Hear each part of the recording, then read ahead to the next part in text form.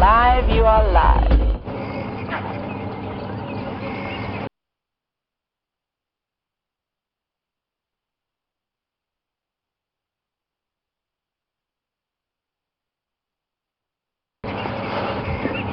Good morning from the Wild TV.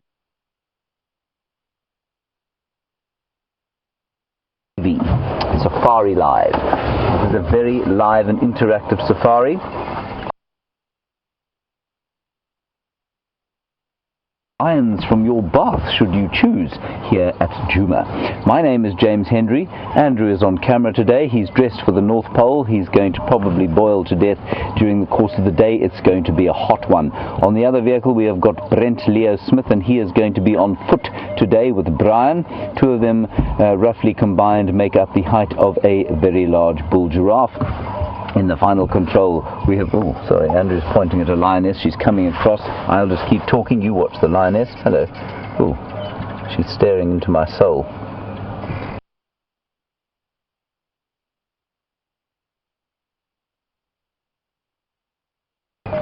In the final control we have Tara and Louise, and Eugene knocking about trying to fix the bits and pieces to make up the technological wonder that is the live safari. We are live and interactive. Please interact with us, talk to us, comment, tell us what you think, ask us some questions. Hashtag Safari Live on the tweet. You may be able to hear a cuckoo, African cuckoo above us going boop, boop, boop, boop. So if you wish to tweet like that cuckoo, hashtag Safari Live. Otherwise, questions at wildearth.tv if you on the internet, on the email. Now, let us get on with the business end of the day. Beautiful lions here, and in the background you can see them looking up. I can hear a herd of buffalo growling. Not growling, but bellowing. And I wonder why they're doing that. I'm just going to call Brent. Brent was trying to hail me. I wonder if there isn't trouble with that herd of buffalo. Brent, go ahead.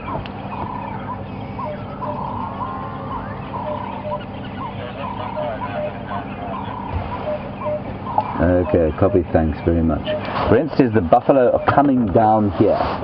Now, he is on the walking vehicle because Jigger, the other driving vehicle, is, here comes another lion, is in for repairs.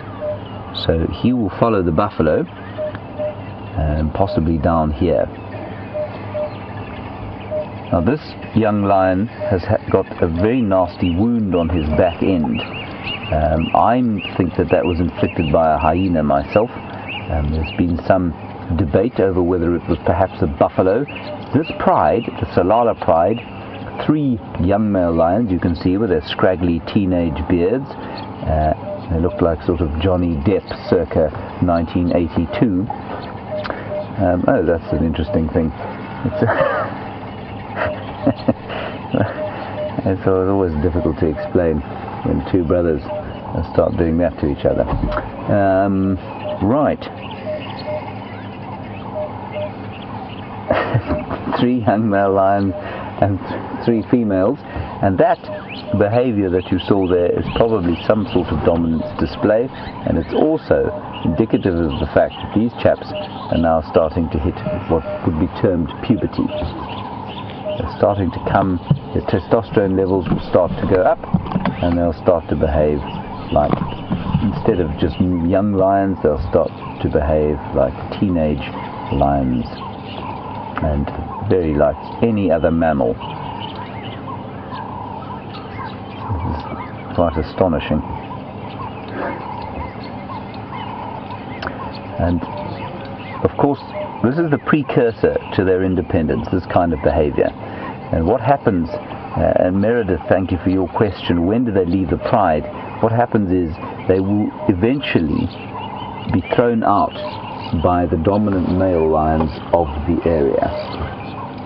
And that will happen normally when they're about 2.5 years old, but it can happen as late as 4.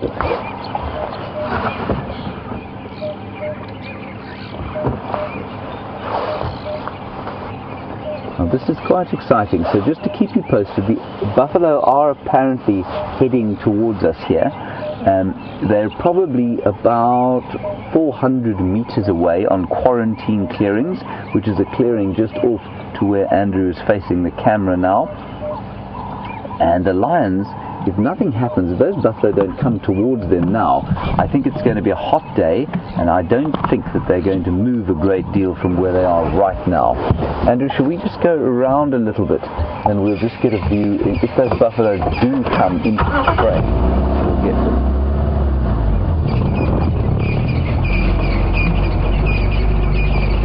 So this pride of lions, astonishing group, have eaten 5 or 6 buffalo in the last week or so. Now that is an astonishing amount of buffalo meat to have consumed. What I'm going to do is just, whoa, that's marvelous. Getting some decent interaction here. I'm just going to flick the car around, sorry Andrew, so that I may talk with you and you can look at the lions at the same time. And we can have everything in view. Oh dear.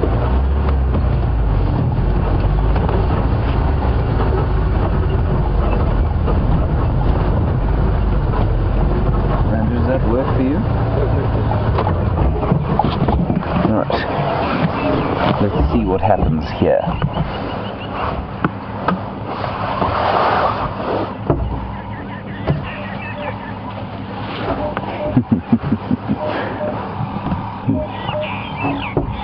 That lioness there has got no tail.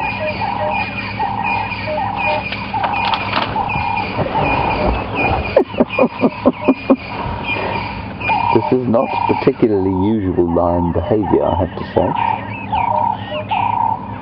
Lions are very adept tree climbers, but that is not particularly, that's not a sturdy lion tree there.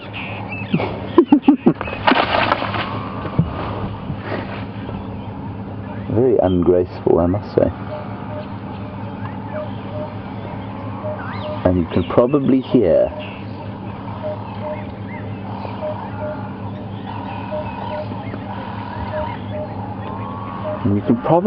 the buffalo lowing off to the west of where we are now. And that lioness and all the rest of the pride is now looking up towards the clearing where the buffalo's coming from. And Judy in Canada, you say you've turned away from the Canadian election results to watch Safari Live. Judy, I don't blame you for that at all. I think it's much more exciting possibly watching some buffalo coming down to drink at the water with a pride of lions lying in wait, instead of some politicians pontificating about what they promised to do should they come into power. There, I can see a buffalo. Andrew, can you see the first buffalo there coming through? There they come. Just in the distance there. And Chris Rogue, as you say, another buffalo hunt would be very cool. Absolutely, especially in the light. Look at this. Okay, now the lions are away. Now they're up and watching. Well, one of them is licking his bottom, but the rest of them are up and watching. And there is one actually so close to me now. The tailless lioness is lying looking, but she is probably about 1.5 meters away. There, that's her there. You can see her 1.5 meters away from the car. And as one of our highly skilled directors was pointing out to me yesterday, it's obviously quite difficult for people to understand the size of a lion and the distance that they are from the vehicles. And they're about sort of, these lionesses are probably weighing in at about 150 kilograms, and that means if you multiply that by 2.2, almost 400 pounds. Each of these lions is probably about the same as that. The young male's about the same size as a lioness.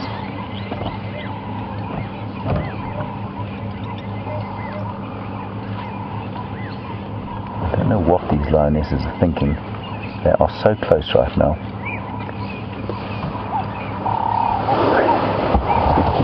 I thought for a second there she was going to perhaps pop onto the bonnet. Here come the buffalo. I'm very interested as to why the lionesses should be disappearing off into the bush here. I can only think that these buffalo have not spotted the lions yet. Here comes another young male. I wonder if they aren't trying to get into the cover, perhaps.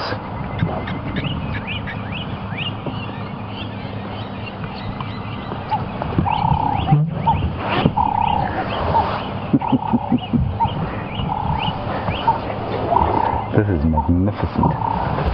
Hugely exciting. There come the buffalo there. Huge herd coming down.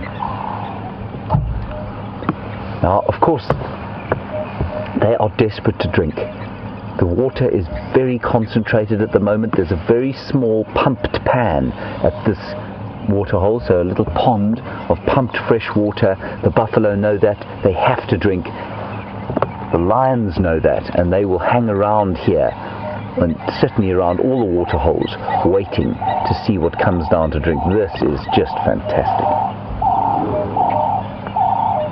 And I'm not going to ask Andrew to show you this, but there is a young male behind me, sort of sharpening his claws on a tree.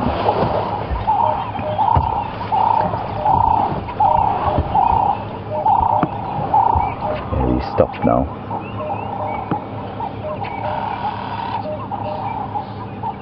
Above the scene of sort of tension that's playing out on the ground, the birds are calling in the trees above, oblivious to what could be quite a dramatic event.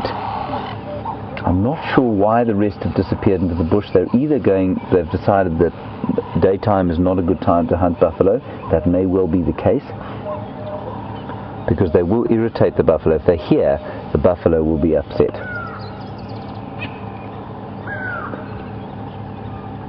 That is a huge herd of buffalo. So one lioness, one male left. And Anna-Marie, you want to know how close the buffalo are? They're about at the first stage, that waterhole. The first one has just reached the waterhole there. They're probably about, I'd say about 150 meters from where we are. So 400 feet or so.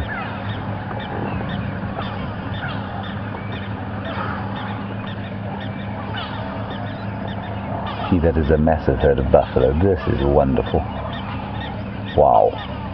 I don't think they know the lions are here. I think they do. You think they do? On the right, they're sniffing the air. Okay. They're suspicious, at least. They're definitely suspicious. The cow in front there. There's a cow in front. You just point to the one in the front there, Andrew, that's sort of about to have a drink.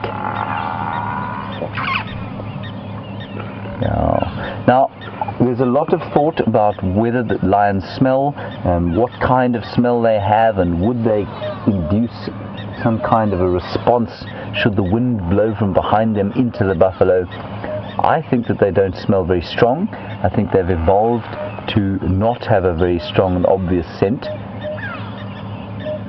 But as Andrew says, the buffalo will be suspicious. And some of them are heading straight down towards this area.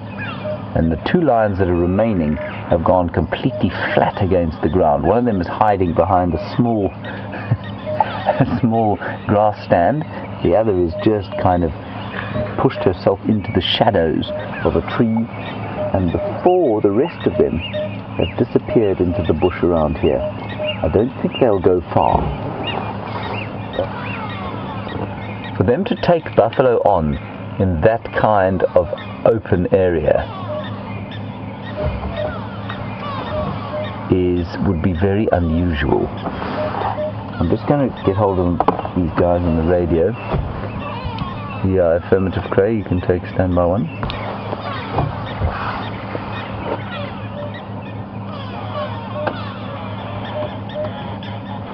Here we go. This is interesting. You can take standby one. Now you've got them in both. Look at that. Got them both in picture there, the two lions and the herd of buffalo. Now I think they're aware. Look at them watching. They're either looking at us, they could be looking straight at us, or they could be looking at the lions. They won't tolerate the lions in this kind of light. It all favors the buffalo in this kind of light. They can see what's going on. They're coming to investigate. Yeah, they definitely know. Isn't this wonderful?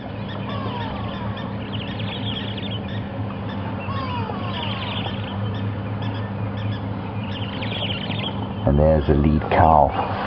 She will be what they call a pathfinder, one of the cows at the front of the herd. That kind of, they move very much in a democracy, do buffalo.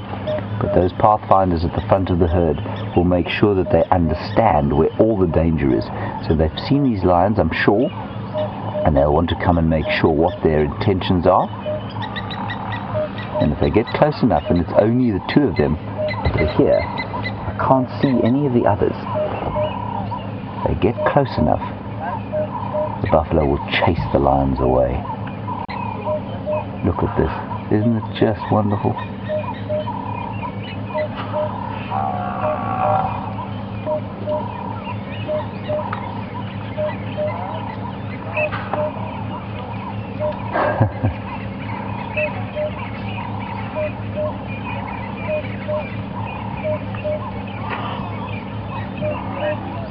This is incredible.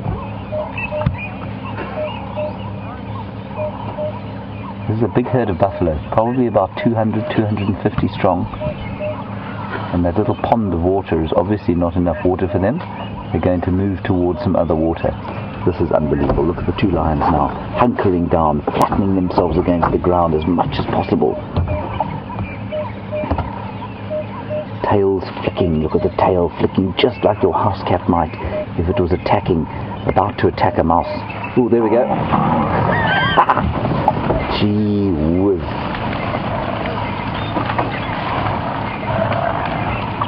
Now they'll turn. Now the buffalo are going to turn and regroup.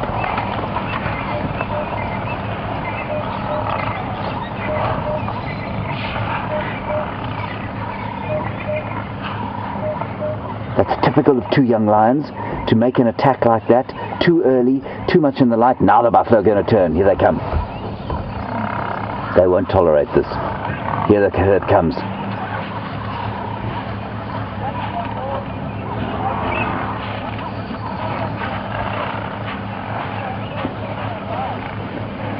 Look at the two lions, ears back.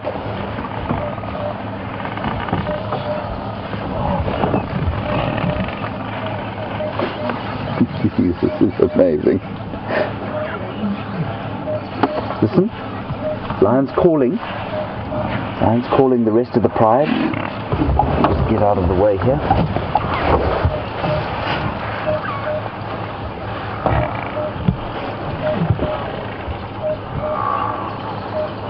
Now, what's interesting is I wonder if they aren't trying to lure them into the bush there, where the rest of the pride are.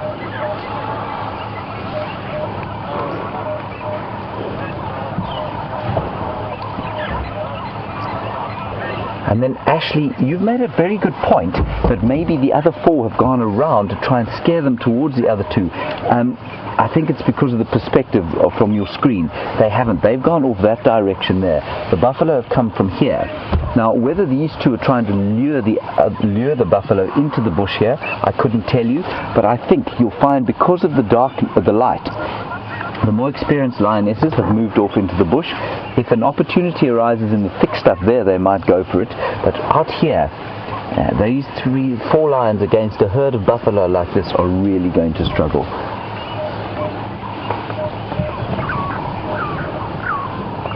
What an astonishing thing to have seen so early in the morning in this perfect golden light. I tell you, it gives you a charge like nothing else.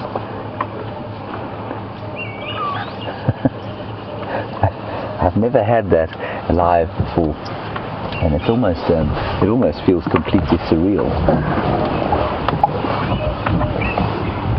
So they'll be very, very ill at ease now, the little buffalo. It's a huge herd.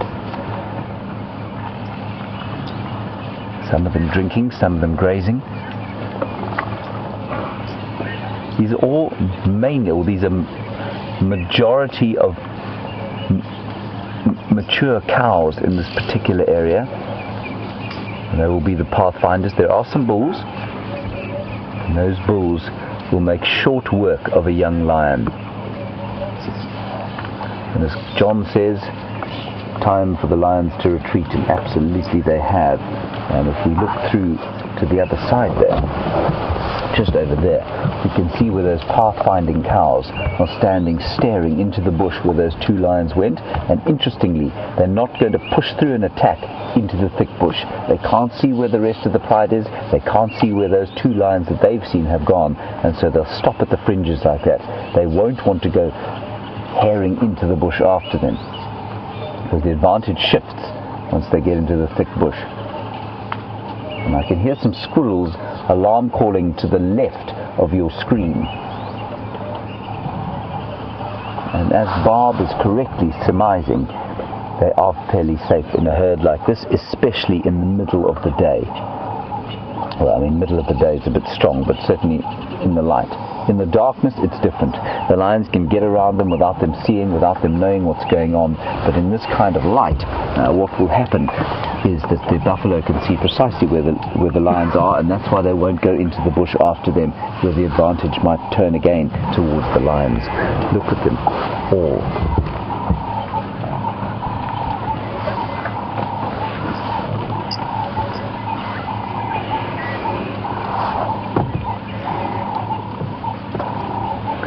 And then now the buffalo are standing right where the lions were, so they're only about, the closest one is probably about 10 meters away, 30 or 40 feet. And Laura, you want to know, could we be injured by them? No, not really. I mean, yes, if they came running and charged over the vehicle we might, but that's highly unlikely to happen. I've certainly been in the middle of many buffalo herds, and they see us sort of like they would, I suppose, a tree. They don't see us as a threat at all, and they would just simply go around us, I think. This is so special. Look at the dust.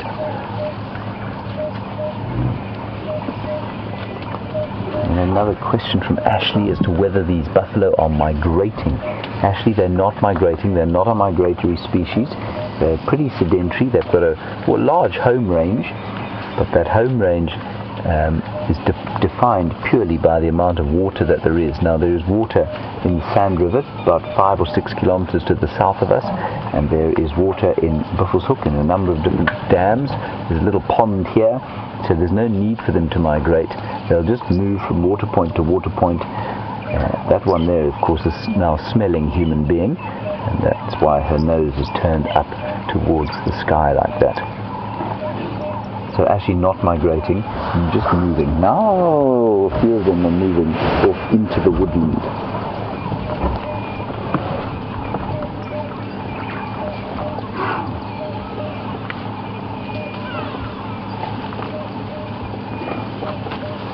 Another one from North Carolina. Hello, Boyd.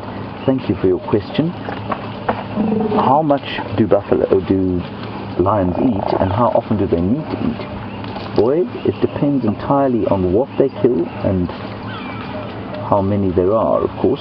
They can eat up to a quarter of their body mass in one sitting. So, I mean, a 400-pound lion can eat up to 100 pounds of meat at one sitting, which is enormous, of course. Now, if they do eat like that, they have a good meal like that, they won't need to eat for 7 days at least. So it just depends on what they kill. If they kill a little steenbok or an impala, then they will need to eat fairly soon after that, because they do process food very fast. But if they've been sitting, the thing is that they're pretty opportunistic. So they've killed, what was it, I think about 7 or 8 buffalo in the last week or so. I think it's 6 actually. And they've eaten them all, mostly youngsters. And they wouldn't have needed to eat all of that, but because they don't know when the next meal is going to come, the opportunities that have presented themselves over the last little while might not present for months from now. So they'll eat as much as they can, as often as they can.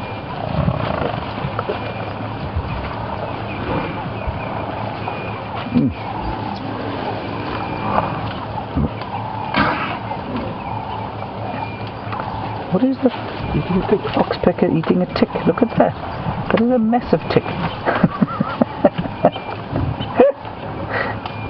It's amazing, little pieces of ecology going on all around the immense drama of a lion attack, there's an oxpecker who has made a successful kill in the morning. He's squeezing the blood out of a tick, and you can see quite interestingly not eating the tick. Now, oxpeckers eat ticks because of the blood that they suck.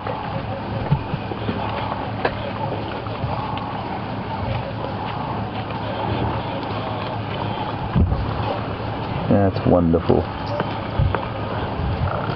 And then E.B. Payne, you want to know, would it not have been more successful for the lions to attack from behind? Yes, it would have. But remember, they weren't actually hunting, they were just lying down here, and the buffalo came down towards them. And so it's a difficult one for them to have done. They basically just took their opportunity, and you saw the older, more mature ones backed off even before the buffalo got here, even before the buffalo became aware of them.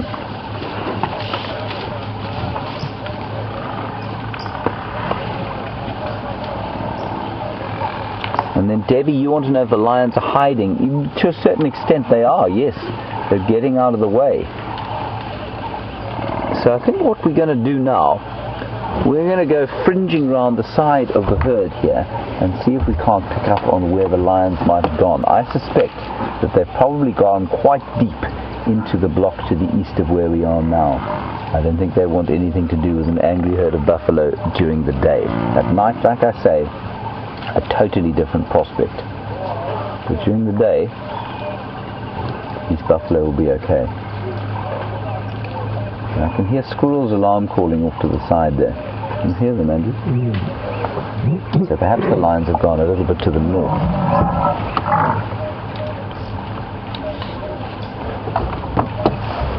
Right, let's go round.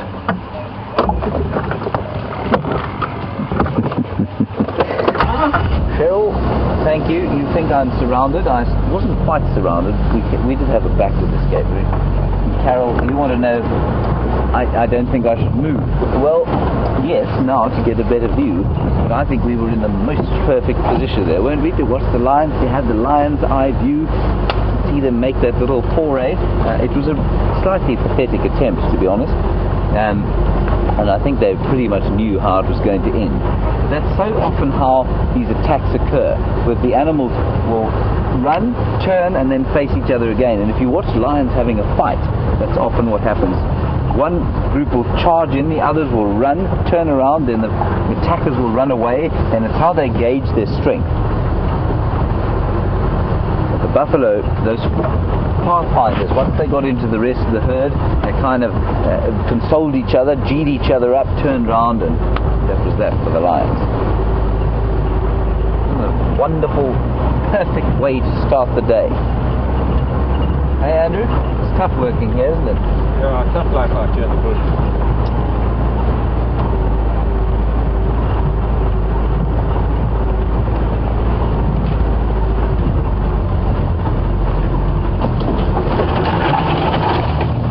Thank you, Oki, Lynn, Natasha, and many, many more of you who told us that the lions were here via the Juma Dam cam. It is much appreciated. Please keep watching those cameras.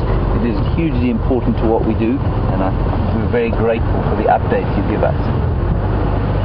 I'm going to try and gently make my way around the herd without irritating them too much.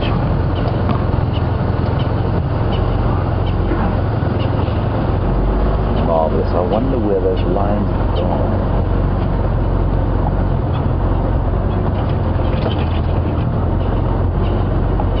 They'll probably go and find themselves a nice piece of shade to lie in much of the rest of the day.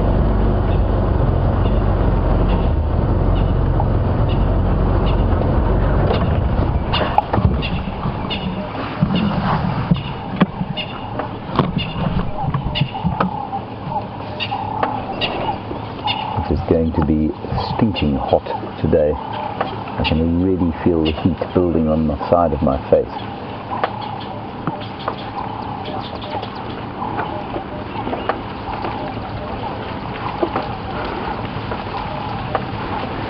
Nancy, you're asking, shouldn't the calves be towards the middle of the herd? Absolutely they should, and they are. To a large extent that's exactly where the calves are. Now they're taking cover in the thick bush I think is quite interesting. I wonder if the lions aren't in. Let me go closer, quite see if the lions aren't perhaps in there, creating some kind of consternation. Just keep watching the Juma Dam cam, then the lions might pop out again. So they're a little bit spooked, the buffalo, now because of the lions this morning. We'll just feed gently through here. Have a look. So they've gone through the drainage line on both sides of this road.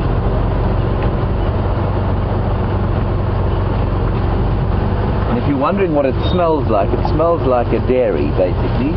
An enormous dairy farm, mobile dairy farm moving through the bush. That's what buffaloes smell like. Combined with the fresh, crisp air of the morning.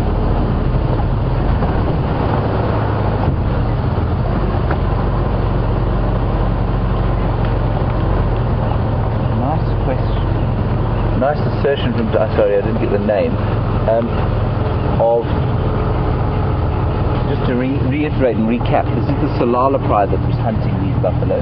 Tsalala pride, 3 young males and 3 females, and they were harassing this herd of buffalo last night as well with Brent. And they don't seem to be, I just don't want to get them caught in pincer movement. There's another vehicle up ahead, so I don't want them to feel trapped. We'll just let them go across the road there. It is the same herd of buffalo and the same pride of lions that was harassing them last night with Brent. And they obviously didn't catch one last night.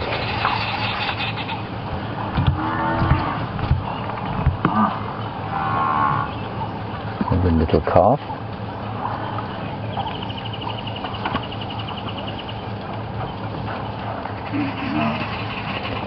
Right, so while we are repositioning, Jennifer in St. Louis, you want a replay, and it's quite an interesting request, of the attack this morning. Beautiful shot.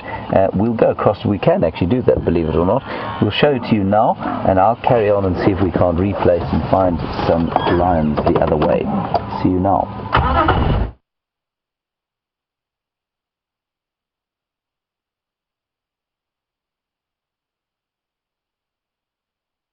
Much as possible. Tails flicking, look at the tail flicking just like your house cat might if it was about to attack a mouse. Oh, there we go. Gee whiz.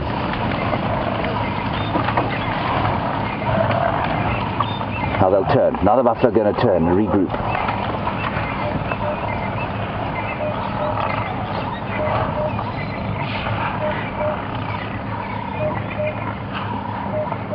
That's typical of 2 young lions, to make an attack like that, too early, too much in the light. Now the buffalo are going to turn. Here they come. They won't tolerate this. Here the herd comes.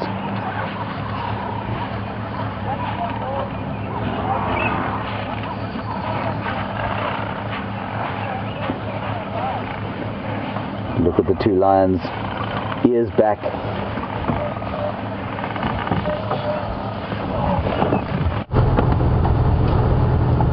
Hi everyone, wasn't that just amazing? What a way to start the day.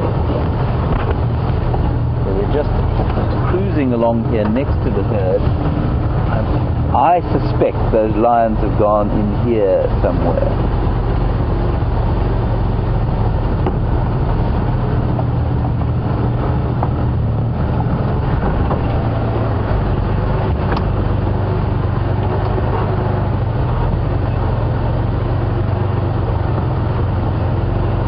You want to know for how long the buffalo will stay spooked, and I think you'll find they'll calm down pretty much immediately, and that's because of the light. They can see what's going on, they know what's going on. Let me just undo my jacket. So you'll have to excuse me every so often. I need to go onto the radio just to bring some of the other rangers into this area, so that they can watch watch the films, everyone. Don't put your hands up. Just going to quickly talk to Craig. Craig, the best approach to the herd is on Mvubu Road, as they're now looking in an easterly direction off Mvubu. I suspect the lions have gone down towards the drainage. It's between Retailer Camp and Mbuzi.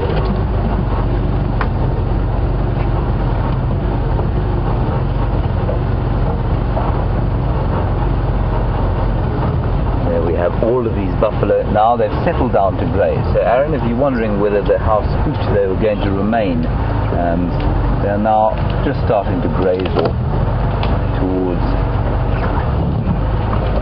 the east. And I suspect what that means is that the lions have disappeared into the drainage line or dry riverbed just in front of that camp. Just keep watching that Dam cam. It wouldn't surprise me if they popped out again. Lions, being what lions are enormously lazy, and so they probably won't go very far from where they were. This is the direction in which they headed, but I don't think the buffalo would be quietly grazing their way now through the bush if they could smell the lions on the ground here. Oh, this is wonderful. Look at that. Gorgeous shot.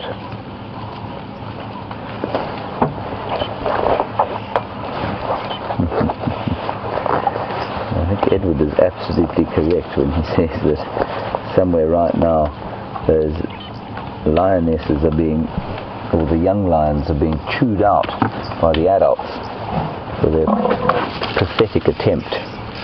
Ooh, hello. Don't worry.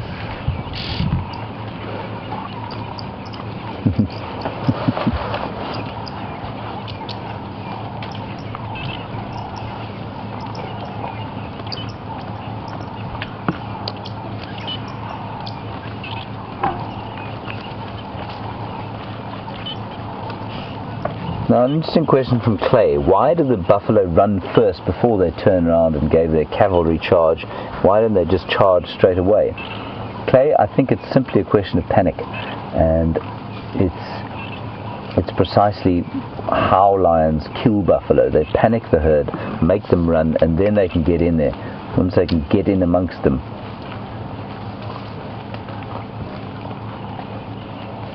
then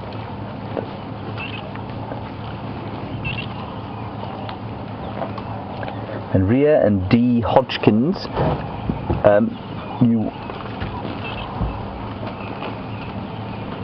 so excuse me 1 second, I'm just listening to the radio.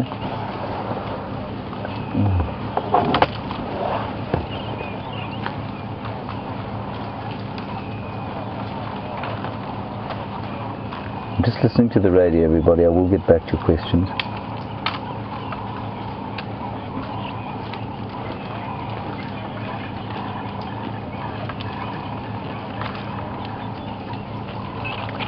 Right, so you want to know how many buffalo? We think probably about 250 buffalo, possibly even more. I think it's quite a big herd, this. Now, where those lions are, we don't know. Let's follow that buffalo for a little bit longer, and then we might come back down into the drainage line areas and see if we can't pick up on where those lions are.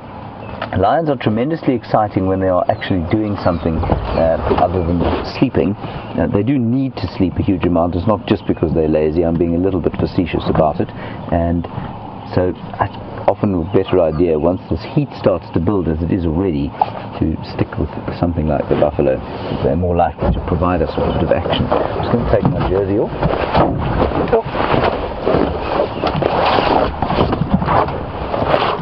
Thanks, Andrew, for filming that. That was excellent. And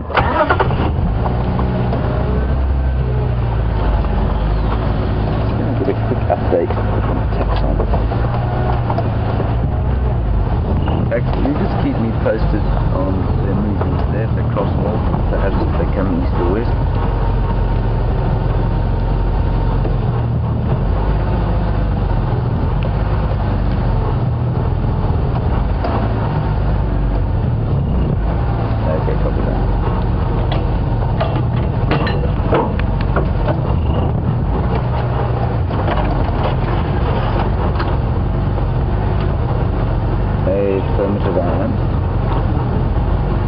Jennifer, you want to know if I've ever eaten buffalo before and what it tastes like.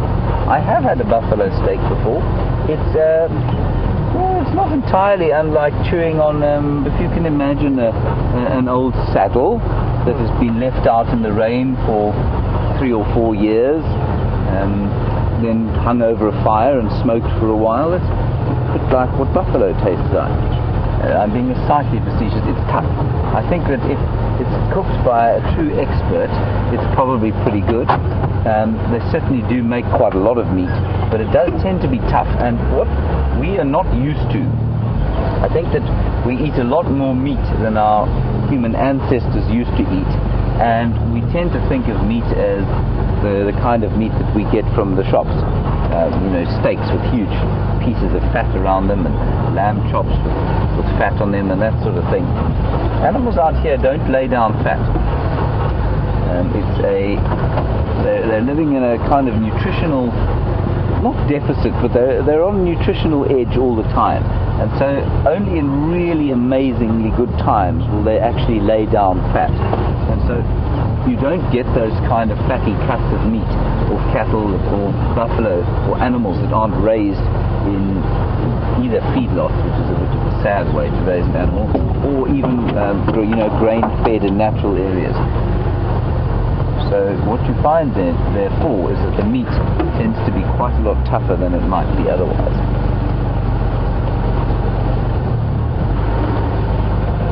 Let's just stop here and observe what's going on. They're just moving off towards the north.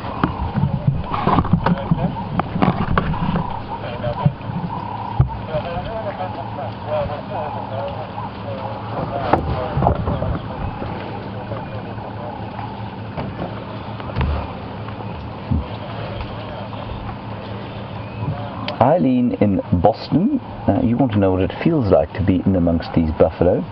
It feels like two things, Eileen. It feels, first of all, like an enormous privilege, and second of all, you actually feel like a buffalo. If you can get right in amongst them, you really do feel like you're a buffalo moving with the herd, and it's a wonderful, wonderful feeling. And then Sandra, you want to know why they've all got different coloured or different shaped horns. Sandra, it's because they're all genetically very different. It's exactly the same as you and I probably don't look anything alike. It's exactly the same thing with the buffalo. They don't look alike because they're just different individuals, and there would be no real point. I mean, it would be far more astonishing if they did have the same horns, all of them. And that's between the sexes. So then at least that's within the sexes. Obviously the males and females have very different shapes, and there is a good reason for that. The males have got a very heavy helmet on top called a boss, and that's for fighting. It helps them to fight. And the females don't have that boss. They've just got the horns coming out of the side of the head. If it gets too thick, I'm not going to continue following them, because if we make a big noise behind them, they're just going to stampede and run away, and that's not great.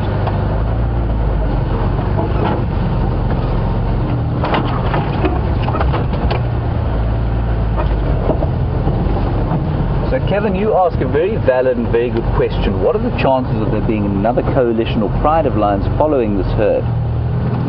Kevin, good one, and thank you for it. The chances of another pride following them are smallish. I say smallish. Look at these ones here. Look at us. Kevin, I say didn't like the smell of us. Andrew and I had a shower this morning. I don't like the smell of soap.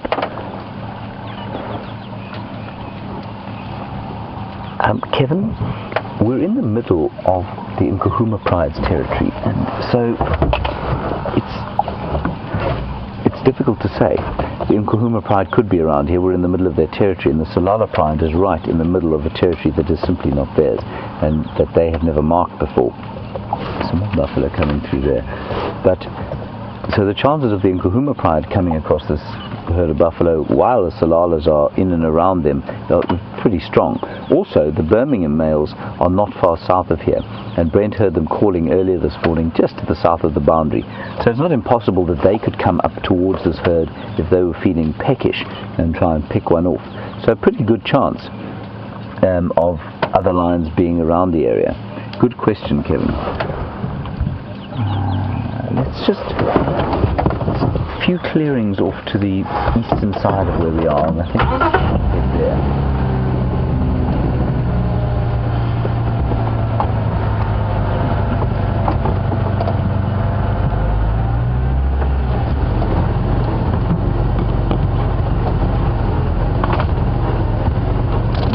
In Santa Ana, you want to know how long it will take a lion in lean times before it starts to show nutritional distress. Terry, I don't know exactly, but I would say probably about 2 weeks. You know, if a lion doesn't eat for 2 weeks, they're going to start to really weaken. They'll start to digest their own muscle. And that will be a problem for them, obviously. So I'd say about 2 weeks before, so it's quite a long time that they can go without eating anything. Now remember, a lean time for a lion is completely different from a lean time for a buffalo like this. When there's no water and there's no grazing, the buffalo are in trouble, but for the lions, that's Christmas, because all of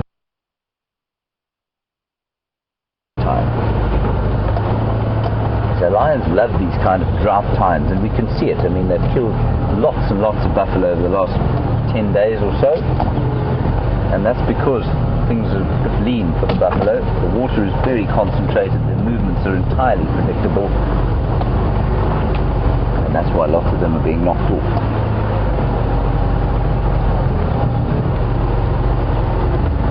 Such fun just sort of getting into the middle of the herd like this.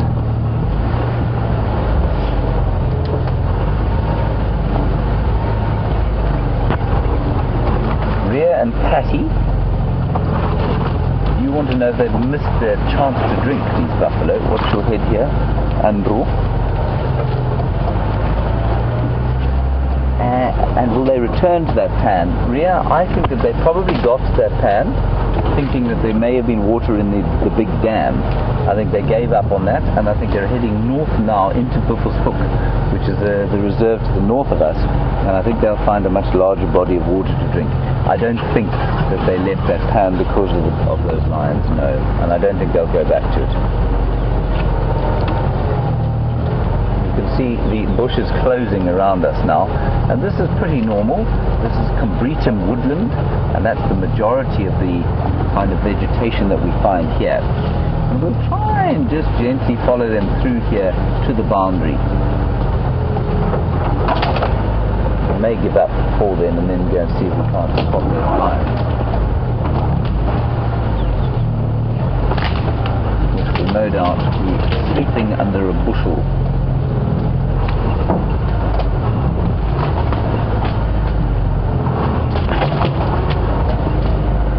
And I think this fellow is going to give himself a scratch. There we go.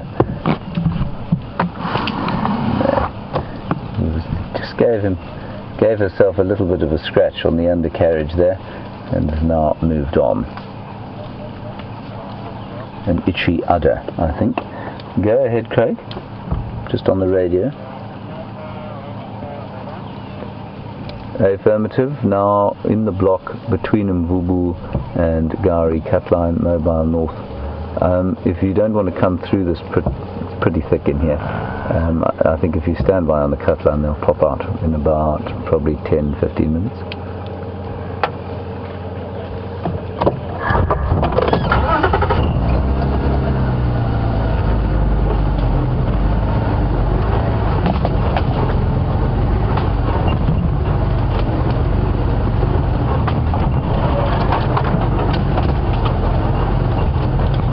Yeah, affirmative, I think so.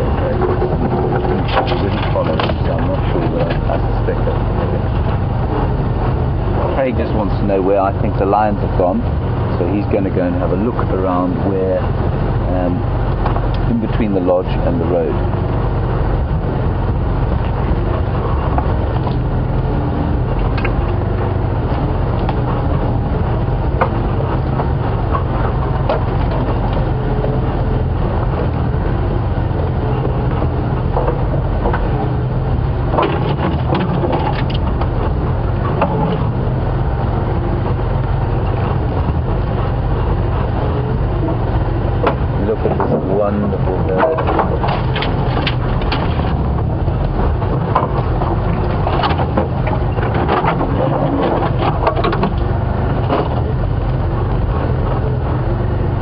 getting more and more used to this as we drive slowly through here.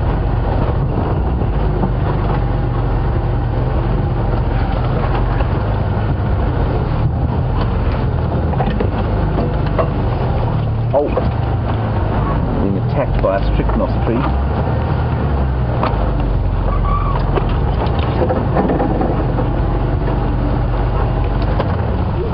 So we'll just stop here. The buffalo don't like too much noise from us.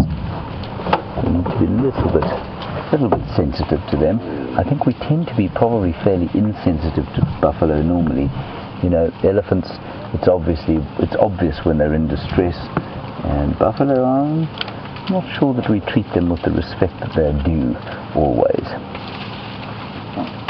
I really enjoy them. I must say, I find them fascinating. And it would be really great. One day, I'm sure in the not too distant future, we'll be able to look at a herd of buffalo like this from the air. Maybe Drone Commander Andrew will fly his drone over the herd of buffalo, and that will give us real insight into their interaction. That's one of the major things of watching animals from the air, is that you can see how the social interactions go, which you can't from this angle.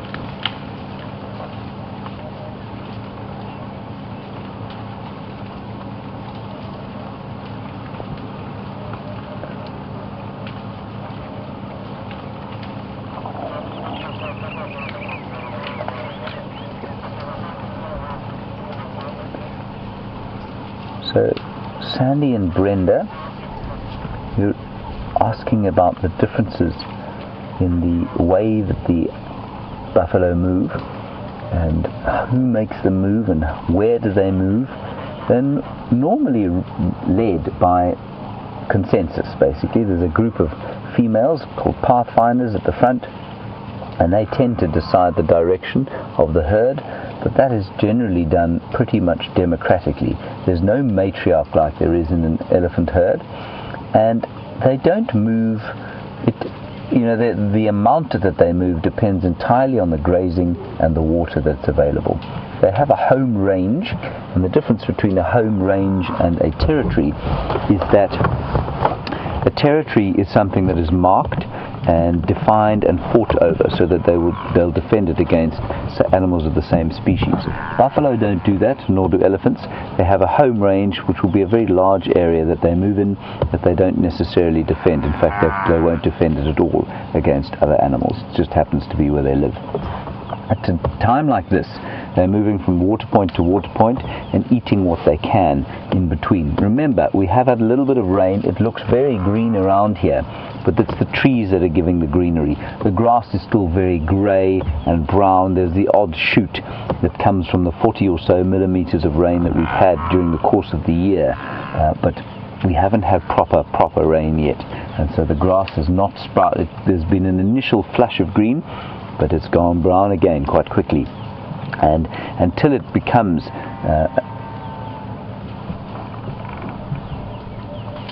sorry.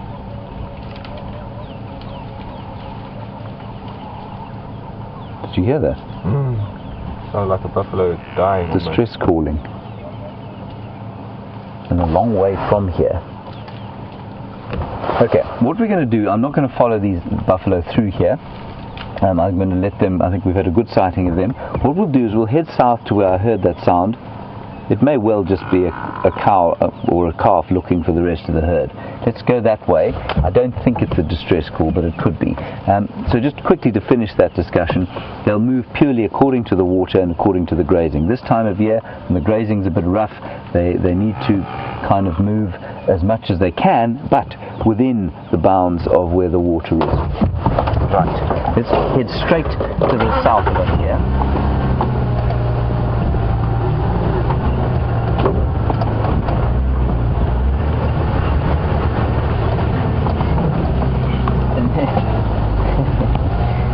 And while the predators follow the buffalo herd? D. Hodgkins in Maine, a very nice question, thank you for it.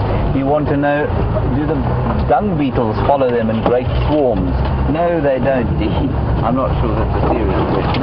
But they do, the dung beetles will come out more when the rains have come properly, and they're amazing. They home in on any piece of dung that there is around the place. They really are excellent at finding dung, but they don't follow the animals that make the dung. They have such a short life cycle that, you know, they don't need to follow animals to get the dung. There's so much dung around the place. It's very interesting how they find that dung, you know. They've got they sort of parasitoids, these mites that live on them, and they find the dung by these mites are kind of navigators, and they discovered this through an experiment that was done in Australia. Obviously you've all seen those stereotypical shots of Australians with corks around their hats, and the reason they have those, whoa, sorry about that, Andrew, I nearly took us out there. And we've picked up a passenger. You're right. Yep, all good. Watch your heads, everyone. There's the little buffalo there. Look, tiny little calf. Little calf. Very sick. Not well. Look at that. Oh, shame. It's not nice to see.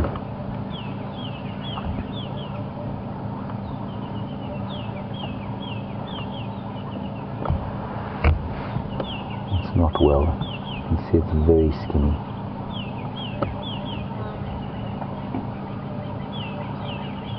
Very skinny.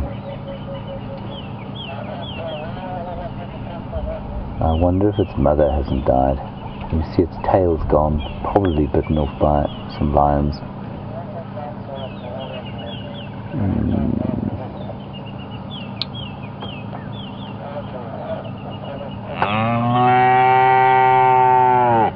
There you see. I believe somebody spotted this calf during the hunt. Now, these lions come across this calf now, and it'll want to be very careful about making distress calls. Let me just reverse slightly so that Andrew can get it.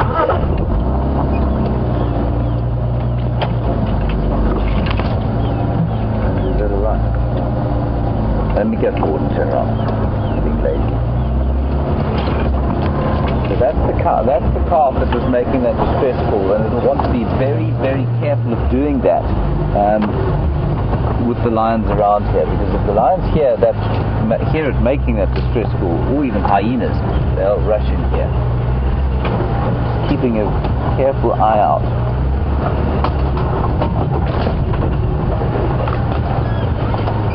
Just want to have a quick look at its tail and see whether that's a fresh wound. It doesn't look like a fresh wound to me. Maybe it happened last night. Watch your head again, Andrew. Sorry about that.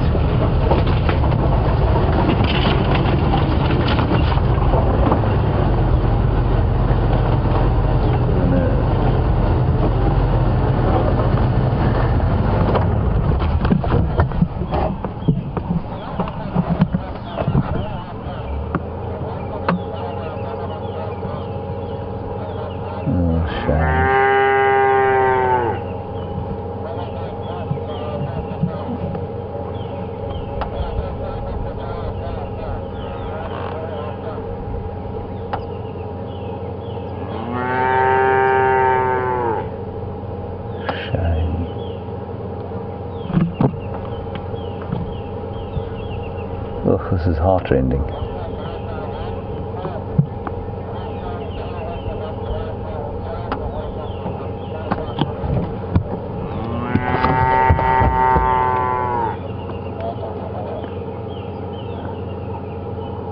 Oh, I can't hear the rest of the herd.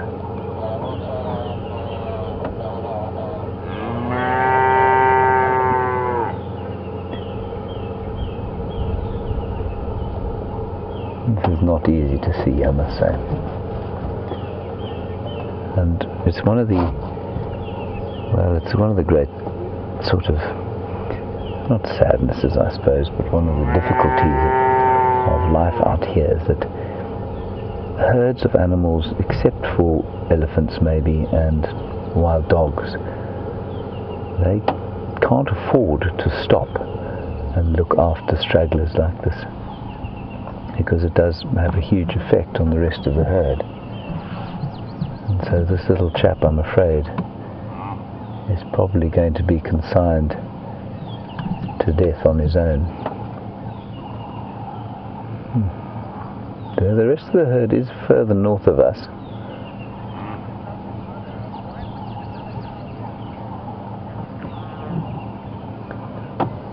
And Ashley, you want to know why, if it's lost its mother, another cow wouldn't take it in? I don't know. It's just not a big thing with buffalo. They don't seem to cross-suckle. Some animals do. Certainly in an elephant herd, if a cow dies, if there's another lactating female in the herd, she will adopt it. But it doesn't happen with buffalo.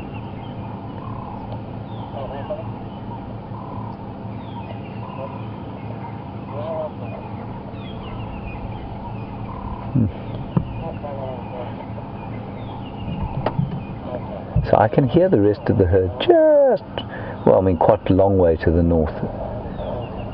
I mean, that little fellow's heading in the right direction, but who knows how distressed he is or what he's feeling like. Maybe he's feeling very sick.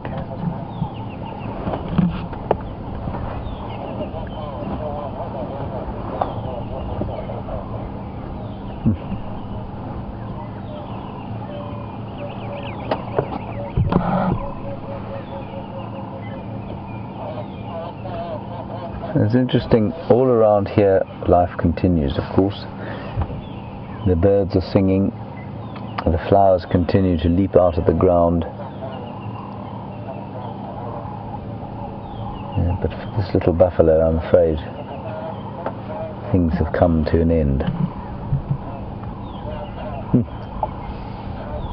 I think we're going to leave him on. I'm feeling a little bit sad. One does really wish one could do something about these slightly distressing situations, but we try to interfere as little as possible.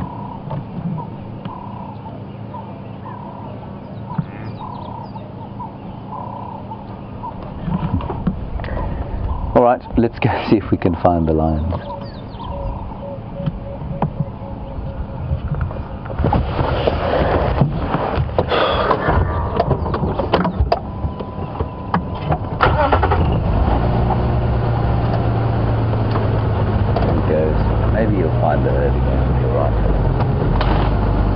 St. Louis, you want to know how old he is. He's a year old. No, he's much less than a year old. Horns have come out, so at least 6 months old. There he goes. Maybe he'll be lucky.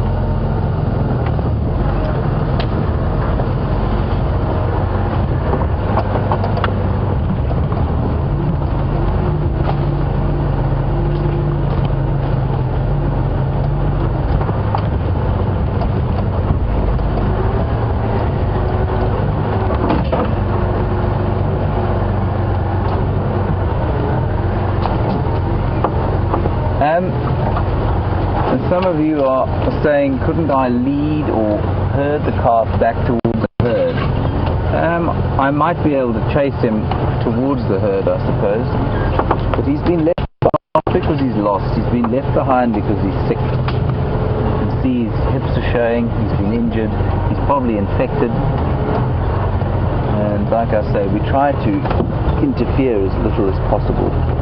And I think his best chance of finding the herd is not to have us making a noise behind him in the vehicle.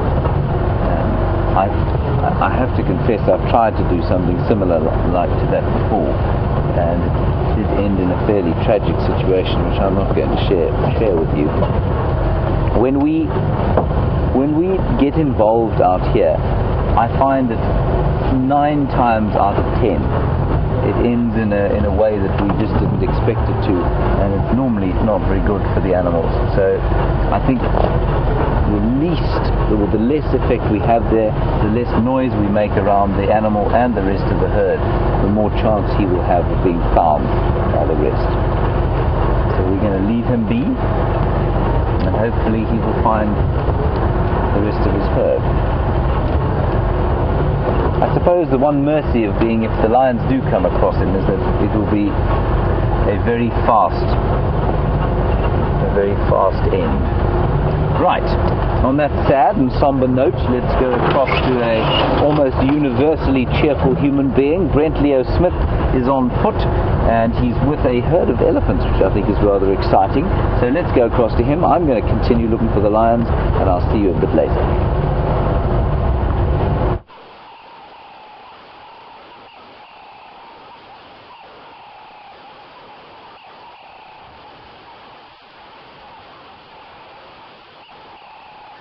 Isn't this absolutely incredible? Brian and I are on foot in the African bush, live to you wherever you might be in the world. And we're sitting watching this huge breeding herd of elephants from a really nice safe distance move away. We're going to move a little bit forward in a second because they are heading towards our southern boundary. And there's a water hole across the boundary. I think that's where they're all off to. But we were walking probably about half a kilometer from here, and we just heard branches breaking and stuff. So we snuck into the area, and we couldn't have timed it better. Let's just try and get another view of them.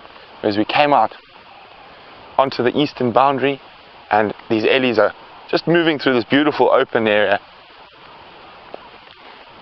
And no idea we're here.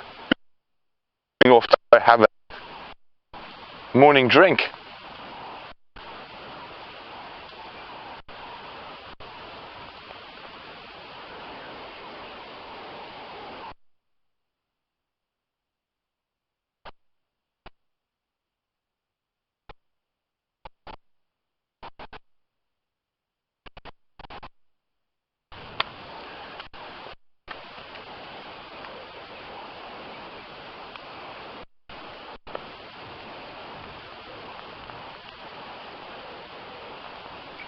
So the ellies are just disappearing, and what a fantastic way to start the morning's walking safari. You know, them trumpeting at each other in the distance. Some havoc being caused by the young bulls. So what Brian and I originally did is we came up to the eastern boundary. We heard rumours that Mvula, a big male leopard, was just to the east of us, and we were hoping to find his tracks crossing into Djuma. Unfortunately, no tracks yet. So we're going to keep walking on and seeing what else we can find as those ellies disappear. Oh, there's a nice bull at the back there about to disappear.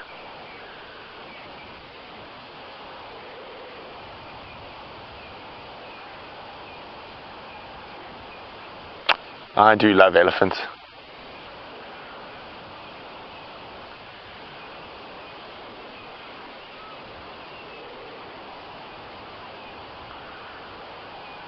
So we're going to continue on foot, see what else we can find, keep checking for those male leopard tracks, and we'll send you back to James, and hopefully we'll be back with some good news shortly.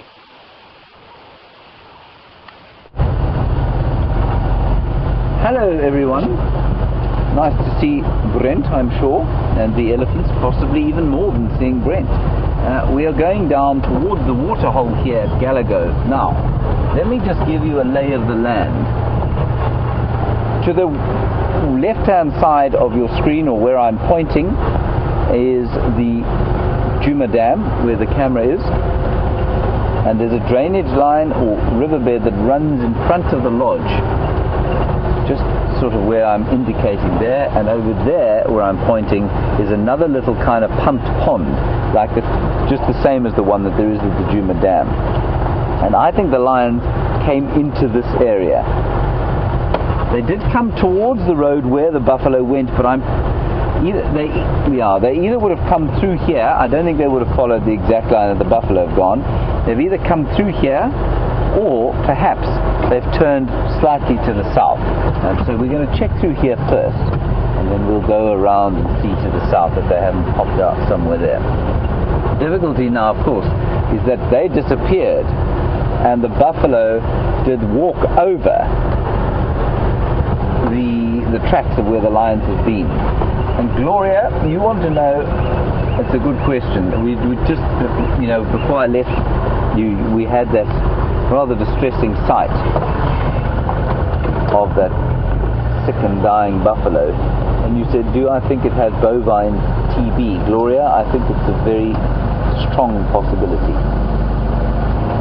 Now, for those of you who don't know, sorry, I thought I saw a lion, but this is a lion. For those of you who don't know, bovine TB is a tuberculosis, which is very similar to the human version of the disease. We can't get it from them. And it doesn't tend to affect buffalo hugely, except when they're in nutritional distress. So much like TB in human beings, we apparently all carry the disease, or most of us carry the disease. But it never expresses, because if you've got enough food to eat and you take your vitamins, it doesn't generally express. But as soon as you have a compromised immune system, which could come from a deficient nutrition, then you can easily start to express the symptoms. And a young buffalo, perhaps its mother has died, and it has been trying to sort of live off this, trying to eat grass and not getting enough milk to drink. It's well possible that then the TB will start to express.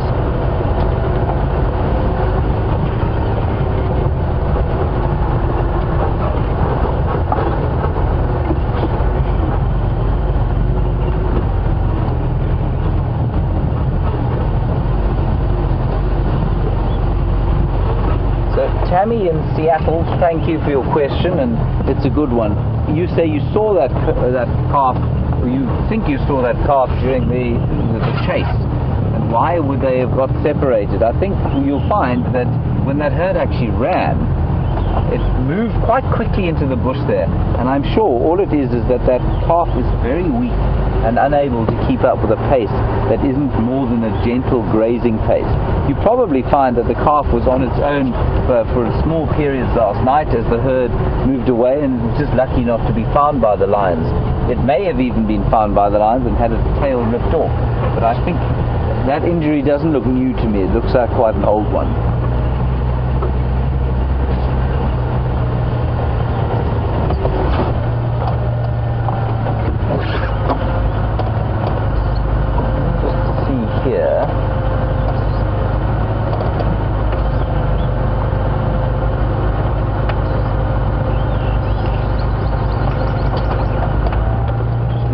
See if there aren't any tracks of lion. That is a lion track, but I don't think it's a new one.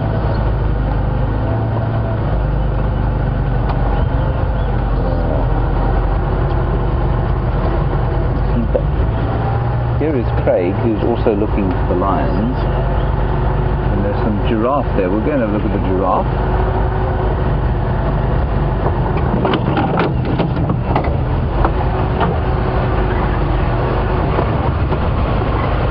Hello, Craig. Good morning. Sorry about that. No, that's Good luck. it is what it is. It's possible also that they went, maybe crossed the Mvubu underneath the buffalo tracks and then headed to the south. So I'll go towards Gari Katan maybe. Alright, So I'm afraid we didn't follow them. Karula's coming north from Little Dari, eastern bank of Mwiwati. Okay, cool. Take it slow and we'll drive that side. Alright. Good luck. Bye-bye. So that's Craig from Cheetah Plains, which is a lodge just to the south of us, and you may have heard there reports of Karula, magnificent female leopard, coming north towards Djuma, which is excellent news. Right, there's some giraffe here. Let's have a quick look at them. I think these lions have probably gone into the thick stuff here, and unless you've got a very large bulldozer, you're not going to get in there without doing some serious damage to the vehicle. I've followed lions into this area before. I think I put a small hole in Wendy's bodywork. Look at those wonderful giraffe.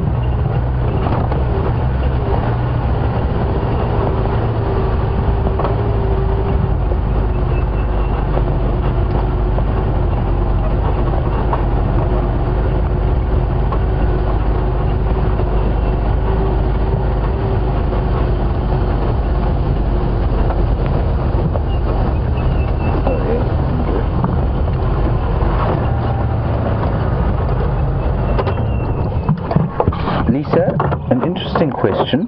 Thank you. You want to know, and it's an important one, very important. You want to know, is it possible, or you notice that most of our viewers are from Canada and the US and Australia. Is it available in Russia and Asia? Absolutely, Lisa. It's available everywhere.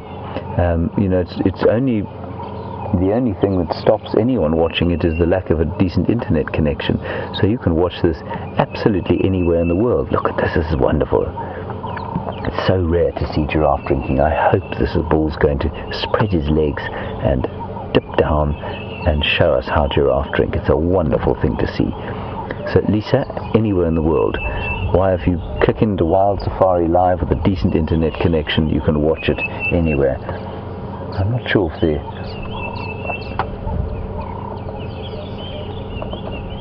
if the North Koreans allow this sort of thing to be watched on the internet, but in the absence of a psychotic regime at the helm of your government, you should be able to watch this anywhere in the world. Look at this, isn't this wonderful? Wow!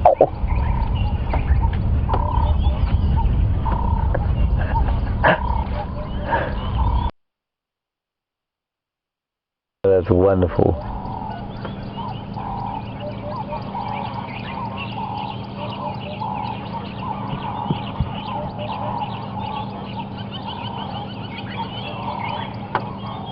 Gee, that's wonderful. Now watch when he lifts his head. Watch what happens.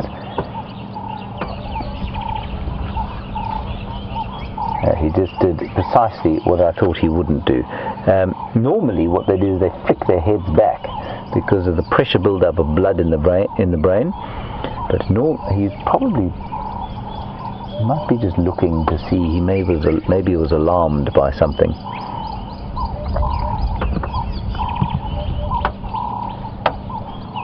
Very, very vulnerable when they drink like that, giraffe. You've seen how long it took him to get down into that position. And obviously if you're a lion and you had some intelligence, easy to jump on the back end of a giraffe that's like that. And once a giraffe falls over, once you can trip them if you're a lion or make them lie down, it's very difficult for them to stand up again.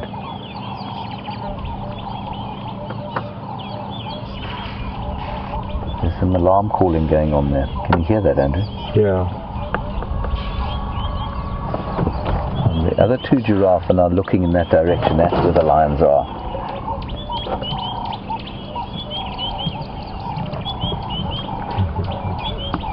We'll just... there. There's some impala alarm calling.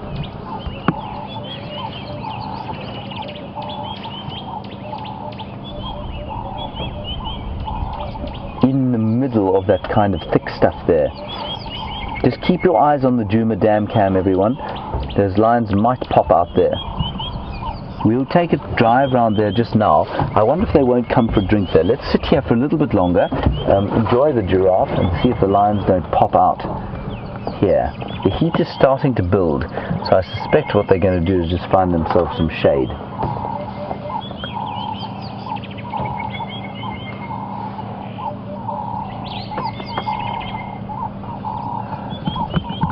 Very slow and ponderous affair is this giraffe drinking. Oh, looked up.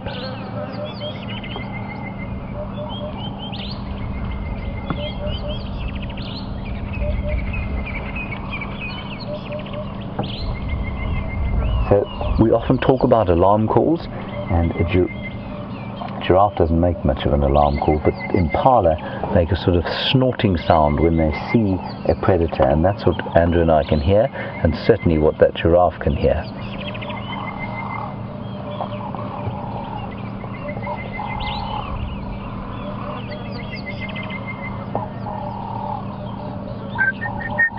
And you can see he's thirsty, but he'll be reticent about getting himself into that very vulnerable position.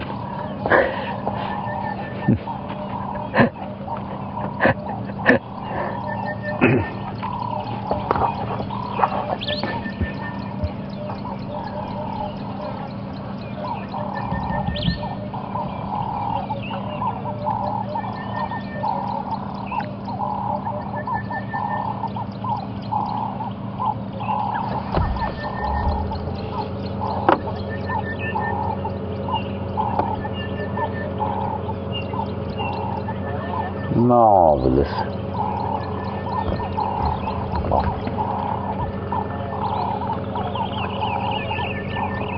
Jennifer, you are obviously a regular watcher, which is marvelous. Thank you for being a regular watcher, for giving us of your time and intellectual capacity, for sending us a question. Do you think, you want to know if I think these are the same giraffe we had yesterday? I don't see those little ones anywhere, so I'm not really sure.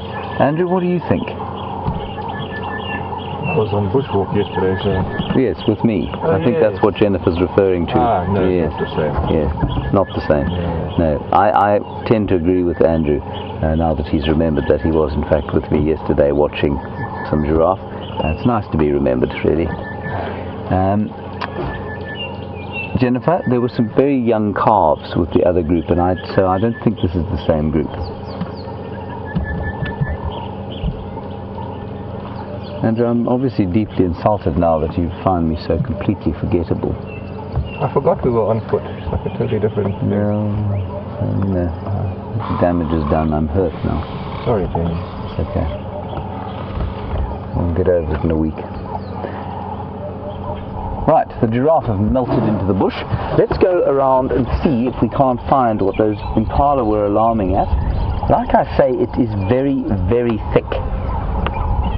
The bush is very, very thick in there. And so, yeah, we'll just have a sort of cursory glance about the place and then move on.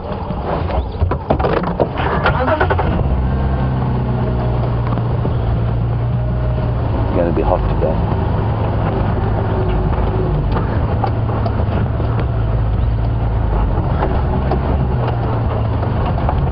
Marvelous to see a giraffe drink like that. It really is not a common occurrence at all to see it.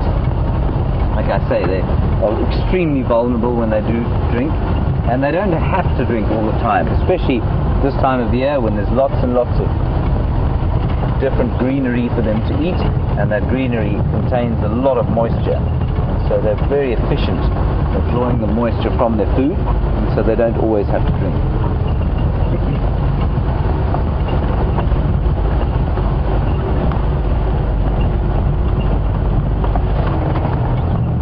And of course, being vulnerable at the waterhole, especially so close to lions, begs the question as to how often, firstly, lions kill giraffe, and secondly, as Virginia has pointed out, how giraffe are able to defend themselves against lions. And they do it with kicking and stamping, and it's amazing to see. You'll definitely find some footage on the interweb if you look for it. They stamp and they kick. So they kick out like horses with their back feet, and with their front feet they stamp. And it's amazing to watch. They're very effective defense against lions, and there are many lions around the place who have been had their lives cut short by taking on giraffe.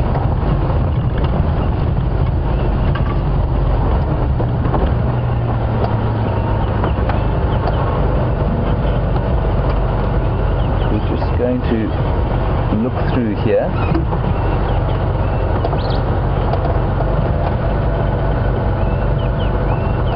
So I've got 7 radios going in my ear at the moment. A question from Rena. Rena, I didn't actually hear your question. I'm just going to ask Louise to quickly read it through to me again, and then I will get back to you.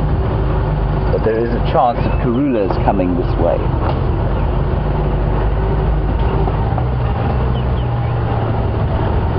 Rena, your question, I'm going to assume is not necessarily serious.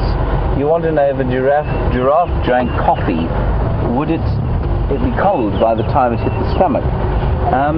No, I don't think it would, you know. I mean, if you take a cup of coffee and you pour it from a height of 2 meters, it's still hot by the time it hits the ground. So it's the same thing, really. A giraffe's neck, 2 meters long, and yeah, probably quite insulated in there. It might burn its throat, and it wouldn't be very happy with that. But I'll try and find a giraffe who's prepared to try it.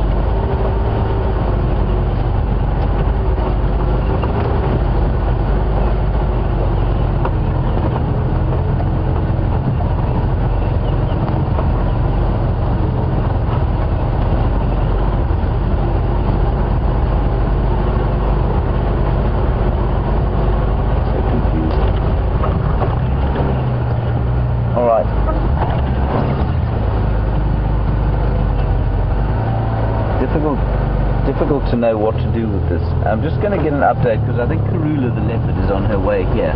Marvelous. Go ahead.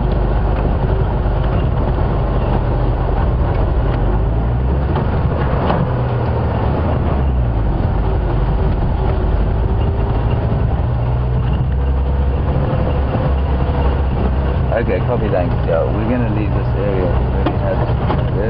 Okay, stand by. I'll make my way there.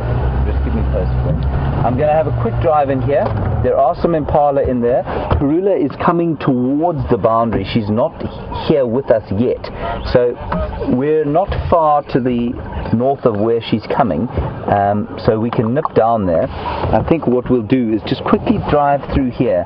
There are some impala in here, and I suspect that the lions are not far away. So at the risk of not seeing the lions or Karula, let's have a quick turn through here and just see if we can't spot those lions.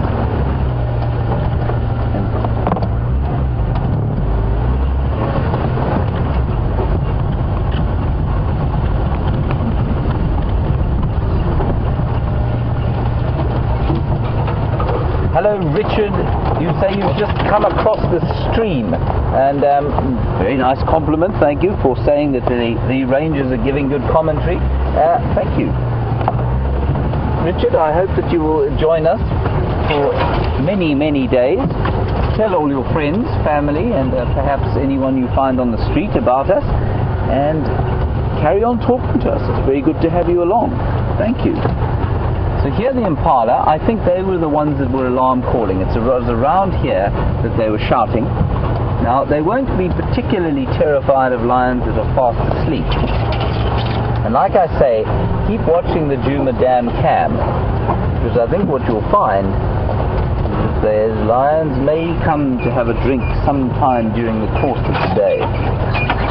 So we're just going to do a quick turn through here, and then we'll head to where Karula, the Queen of Djuma, 11-year-old female leopard. What have you got there? All alarm calling. Where are they looking, Andrew? Can you see? Quick.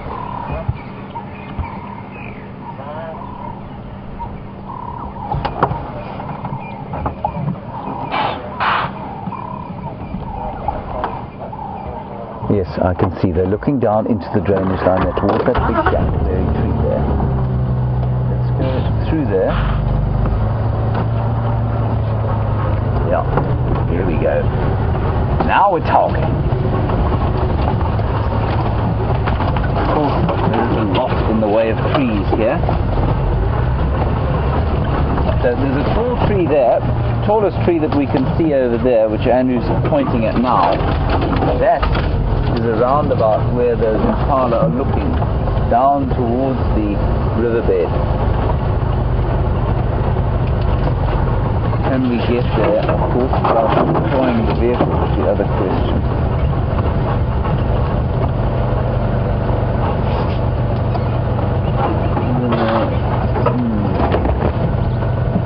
One of them's looking the other way.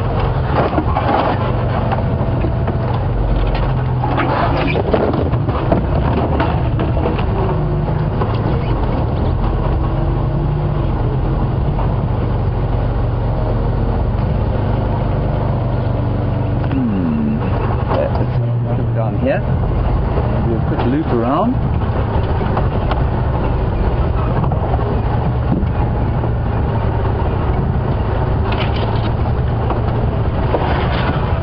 There's so much bush. The elephants have made such a mess here.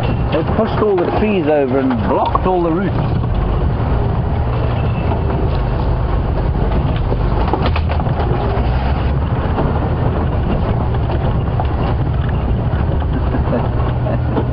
A wall of solid knobthorn trees.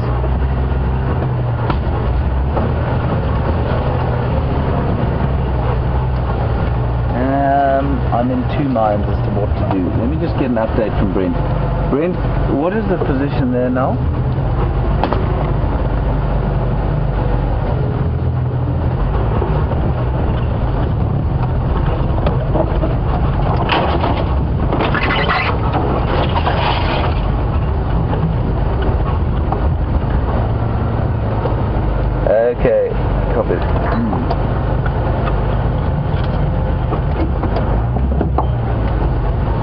Okay, I'm going to make the call. I think we're going to leave here. The leopard is quite a long way to the east of here. I think those lions are probably just going to be sleeping now. They may wander around for a little bit, but to see a moving leopard or any leopard at all is just a wonderful, wonderful thing. We did see the lions earlier, so we're going to make the call to leave the lions and go and see if we can't get into that sighting. Okay, here we go. Stand by, hold on, lift your drinks, remove your dentures.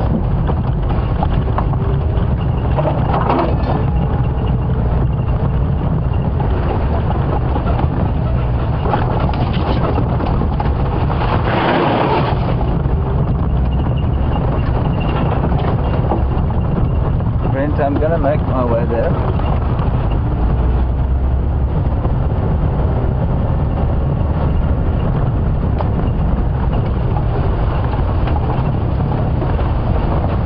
Thank you. Sorry everybody, I had to get on the game drive. Brent is trying to stay with her, and he is in, well, he's not in quite as nimble a vehicle as we've got here, so we're going to drive quite quickly to get there. But we can chat as we go, and we'll try and get a couple of questions through.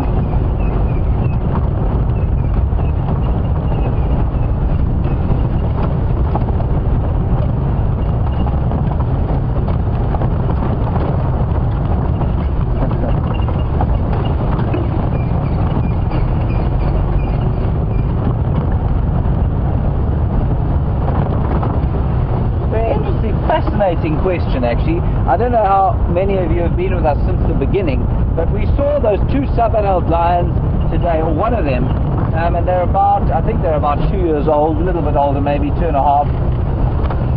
We saw the males there mount, one of the males mounting another one. And Lisa G, you want to know if the females do the same sort of thing, because your dog does the same sort of thing. Lisa, I have actually seen females doing it. I have seen females doing it. So it's well possible. And again, we do kind of sort of describe it, the behavior as a dominance display, without actually really understanding what it's about. So whether it is truly a dominance display, or whether it's just a kind of a flush of testosterone that makes animals behave in a kind of masculine fashion, I don't know. I find it very interesting, but in general the discussion is that it's probably some kind of dominance display rather than anything else. Brent, what is best approach to display?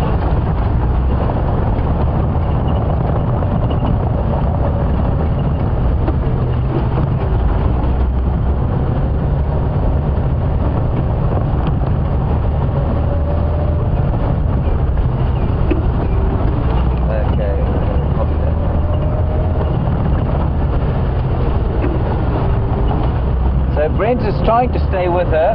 She's on our, really right on our southern boundary. She came north and now she's turned back south again, but she's still on Djuma, which is great. And just to reiterate to some of you wondering why I'm waffling on about different about boundaries and that sort of thing, we are operating on 900 hectares that is unbounded by fences, but of course is very much bounded by human property laws. Oh, marvelous! Brent has actually got a view of her, and he's in the vehicle, and he can probably go live. So let's cross to Brent. You're going to.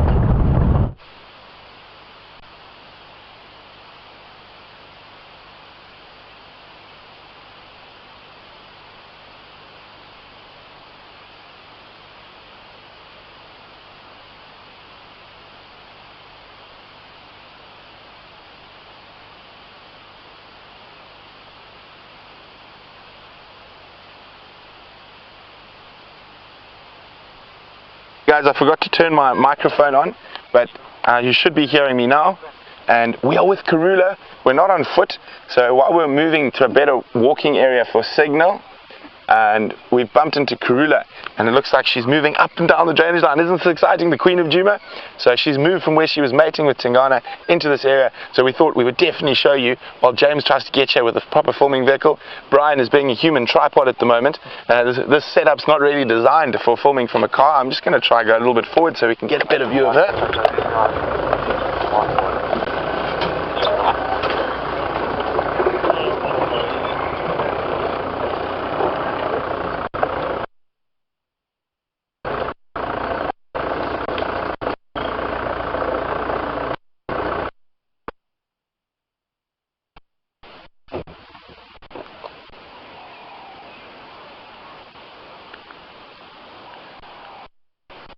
Here we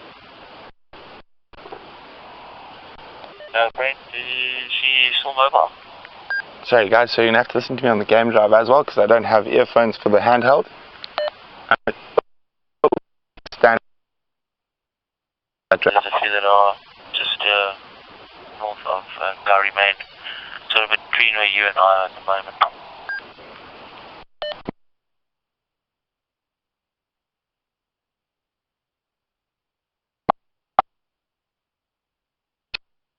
Spotted those in Yala we saw a little bit earlier, and so Craig is waiting on that side, and she's probably just planning her approach now, and we all know what a fantastic hunter Karula is.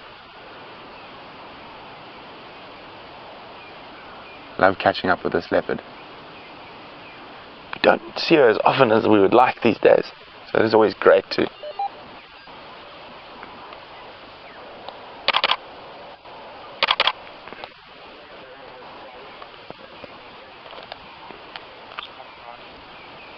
exciting stuff. Oh, look at her, she's just moved her head. Definitely saw the movement of those Inyala.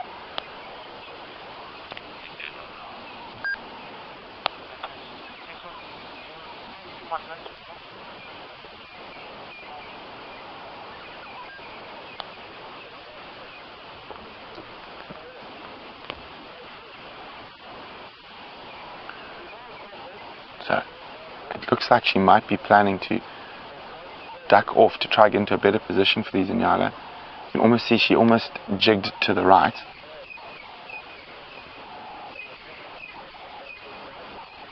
And for her sake, I hope there's not too many squirrels or Franklin to give away her position between here and the Inyala. I wish I could see where they were, but the bush in front of us is really thick.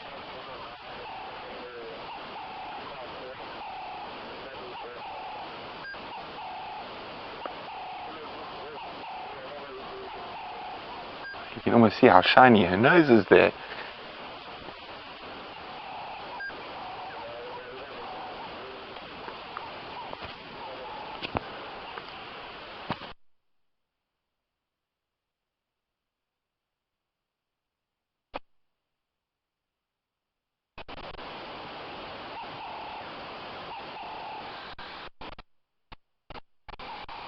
You can hear the Cape turtle doves.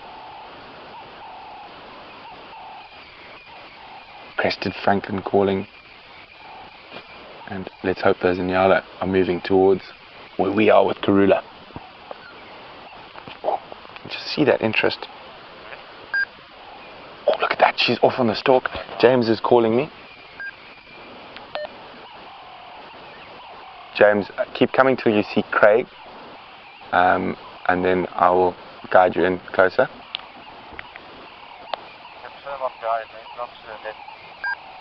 Firm on Gary Main, past that sort of second drainage after the Mawati. James is nearly here, and in that little Land Rover he's able to move far better to be able to see these things. South northwest Gary Main. Is she following them? I've just lost visual, Craig. She's ducked into the drainage line. She's definitely seen those Inyala. She should be moving back onto the southern bank of this drainage line very shortly. I'm going to try and move a little bit forward and see if I can still see her.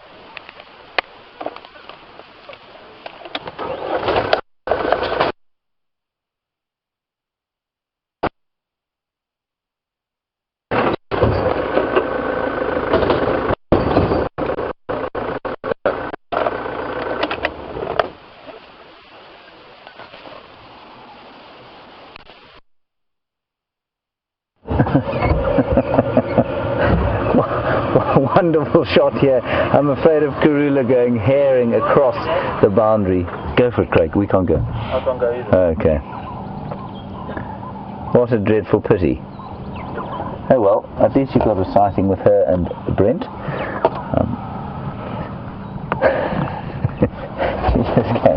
She just came herring out of the bush You don't have rights and to ran cross, south no. there, I'm afraid. So, that's that, I'm afraid. No, leopard. Leopard. Yeah, barking. Those lions are definitely in that drainage line. There was some impala in there shouting now. I left when we came along here, yeah. Alright. Alright, I'm going to go back there and see if we can't find it. Alright. Alrighty. Bad luck. We saw it. We saw it. Does come. Alright, we'll stop here. We'll just have a gathering of our thoughts. So that was Karula, everybody. A very quick sighting that we had, but at least you had a nice one with Brent. And I'm so glad that he managed to get a signal to you from the Mahindra, which is a much larger vehicle, of course, than these little nimble Land Rovers that the rest of us drive.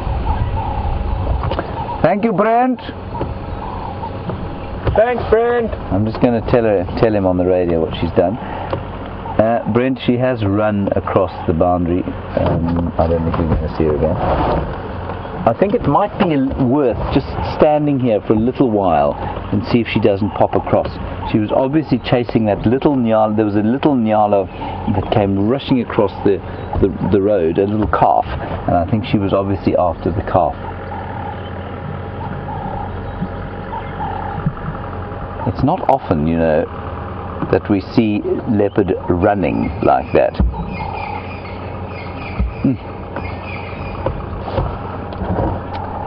And our new viewer Richard, I think what we're going to do now is turn around and probably go back towards where we think those lions are. I'm laughing because I can see Brent through there. You're not going to see him because, as Andrew is showing you, the trees in there are pretty thick, and I can just imagine the enthusiasm on Brent Smith's face as he tries to maneuver a fairly substantial vehicle through a very difficult area.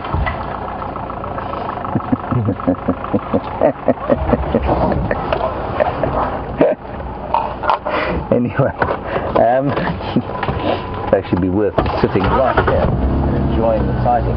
Richard, you want to know what is the point of this series? You want to know what the point of this is other than just showing the amazing wildlife? Well, Richard, I think there are a number of different points to it. Brent, do not have a wee, we are watching you. Right, okay, fair enough. I just thought maybe you were going to have a tinkle, which would have been a little embarrassing. Right, Brent is now stuck in the drainage line, and he is going to have to build himself a log bridge. Yeah, so he's preventing himself from being stuck. He hasn't actually got himself stuck. This is high entertainment, of course. So we'll sit here while I explain to Richard what the point of this is. So, Richard, the point of it is to bring the wonders of African wildlife to the rest of the world. It plays a hugely important conservation role, we feel, in much the same way that many wildlife documentaries do.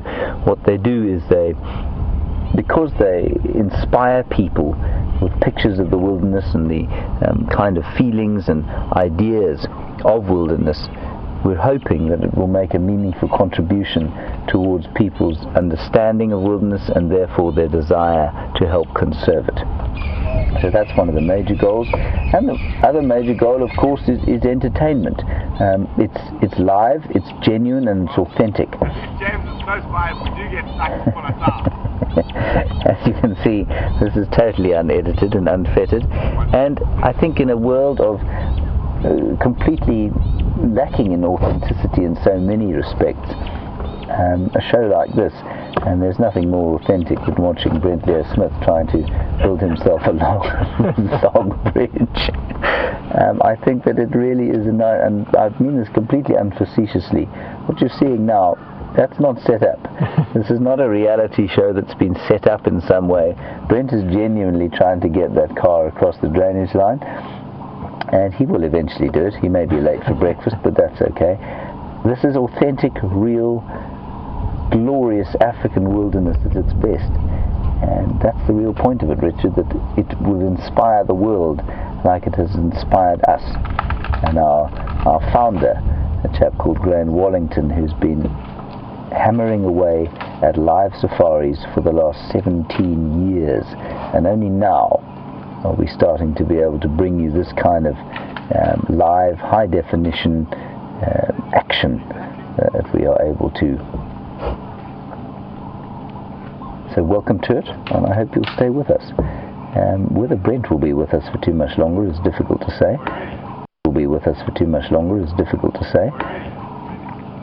Here he goes. He's actually going to drive across it. Here we go. I think we'd give him a big hand if he gets across. Don't make a mess, Brent. You are live. There we go. No pressure.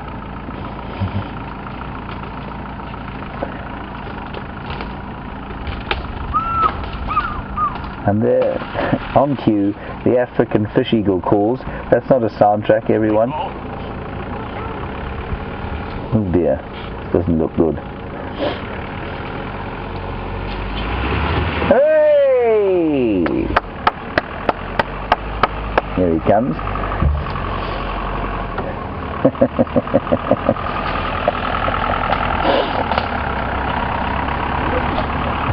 This is marvelous entertainment.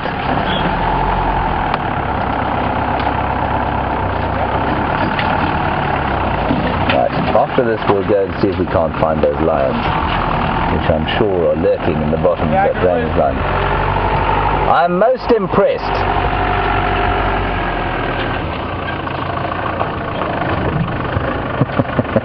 You can see not quite as nimble as the little Land Rover.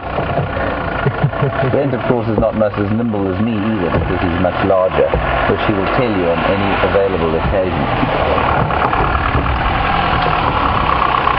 Well done. Good job. Thanks, Siobhan. Well done. Most impressive to watch, and I'm glad that our viewers got to watch it. We've just had a question from Richard, who's a new viewer. That's Brian, everyone. Richard is a new viewer, and he was just asking, other than bringing us the wonders of African wildlife, what is the point of WildEarth? And, well, I said authenticity. There we go. I could always get a job as a bridge builder. Well, I think it won't take up the first I think grade. civil engineering is possibly not your forte. You're very good at tracking animals, but yeah, civil engineering possibly not. So she went running across the road here. We got a brief glimpse. Is she chasing? There was a small Nyala calf that went across before her, but I mean a long way before her. But I think she's definitely on the hunt for the little one. Those lions, I think, are in that drainage line. There were some impala alarm calling there just before we came. So we're going to go back across there and see if we can't spot them in there. Oh, very good. Well, if you need some trackers, just give us a call. Awesome bridge builders indeed. Yes, exactly. Yeah. So we're going to head up towards quarantine. We were struggling with the signal a little bit today in this area. Or luckily so. Yes. So we're moving through to a better signal area, and we bump Karula on the road. Good. Okay. We'll see you later. We'll see you just now. Bye-bye.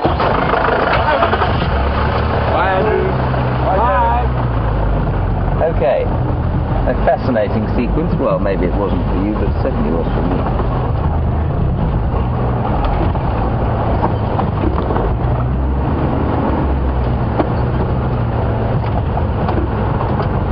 Right, in case you're wondering why that vehicle and why that funny kind of aerial sticking out of it and why Brian's in front, and Richard and perhaps any other new viewers, how we normally do it is sometimes there's a walk and sometimes there are two drives.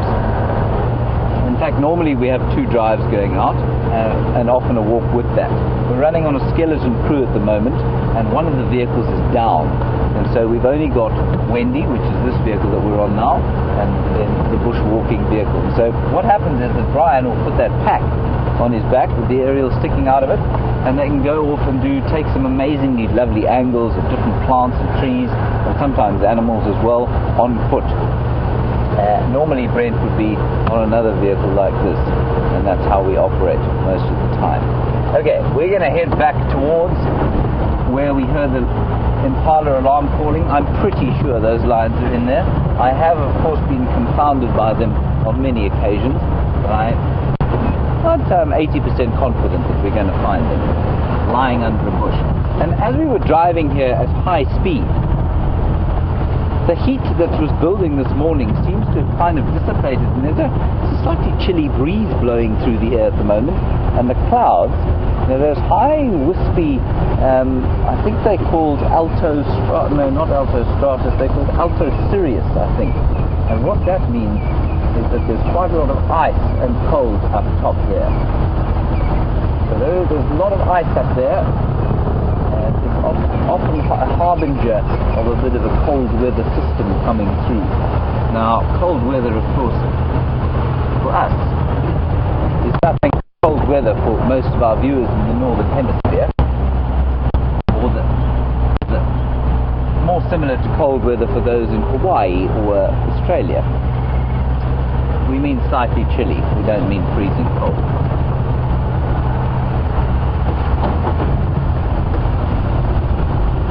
I'm going to avoid going up here where Brent's gone, because our signal can be a bit dodgy there, so we'll head straight up towards the middle of the reserve and then head north. Watching the dam cam, I've got a feeling that those are going to pop out in front there.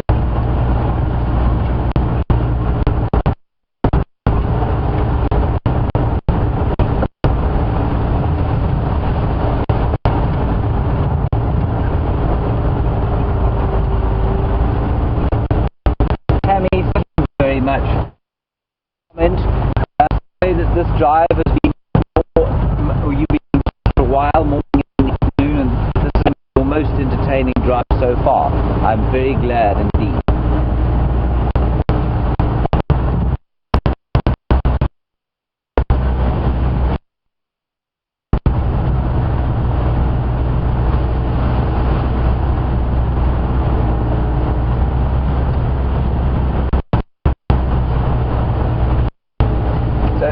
Sorry, you lost us briefly there.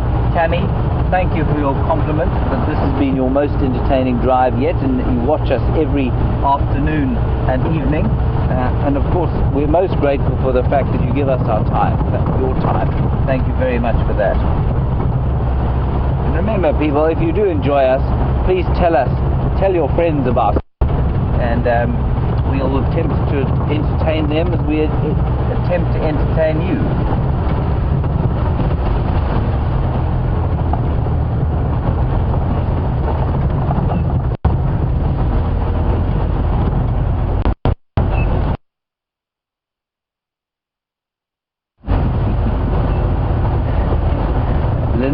Commenting on the hilarious nature of our presentation of Brent's bridge building skills. Thank you for that. And Shannon, you say it sounded like the fish eagle was laughing at him too. I think it probably was. I remain very impressed, however, that he built himself a bridge, got across it and came out. I think I would have just turned around and tried to find another way around. Most impressive that he hauled around 7 tons of logs into that ditch and then managed to cross them across.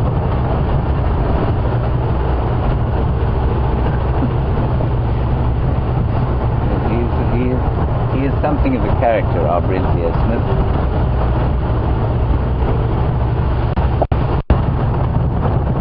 It is a rather delightful morning, and I'm pleased to say that it hasn't turned into the volcanic heat that I thought it would earlier on. It can get extremely warm out here, and especially this time of the year before the rains come.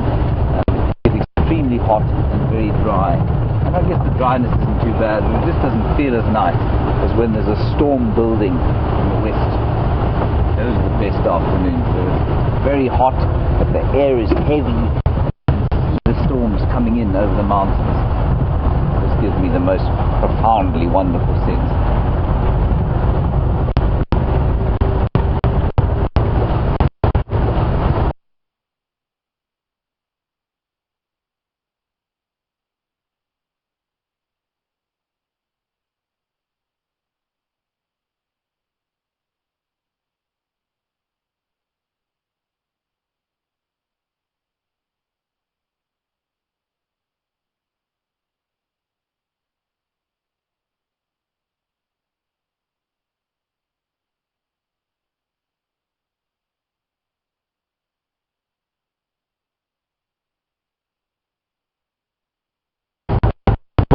you are to use it at your next barbecue as kindling. Actually, they are not hermaphrodites. It was at one stage, possibly around the Dark Ages, there were thoughts that they could be hermaphrodites. But the confusion and why it has arisen is very interesting. Females have got false male genitalia. That's only in the spotted hyena, not in the brown or striped hyena, only in the spotted. And the females have got a very enlarged clitoris that is in fact larger than the male's penis. And because of that, it's used mainly in greeting rituals, and so they look like males. And they've also got a false scrotum, which hides the vulva, and they really do look like they've got male genitalia, and combined with the fact that they are larger than the males, I think that gave rise to the thought that they were perhaps hermaphrodites. They're not at all. A hermaphrodite, for those of you who don't know, is an animal or creature with both male and female genitalia, working genitalia, and that is not the case with hyenas. So it is very confusing to watch, and it's actually very difficult to sex hyenas because of it, unless they're pregnant and lactating, or unless you see the males next to the females, because the females are so substantially bigger than the males. Good one. Thank you, Ashley. It's always an interesting topic, that, and the question as to why they've evolved like that, we don't know.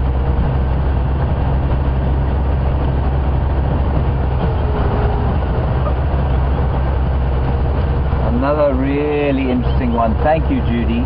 And I'm going to hand it over to Andrew to answer, and then I'll put my 2 cents worth in. Andrew?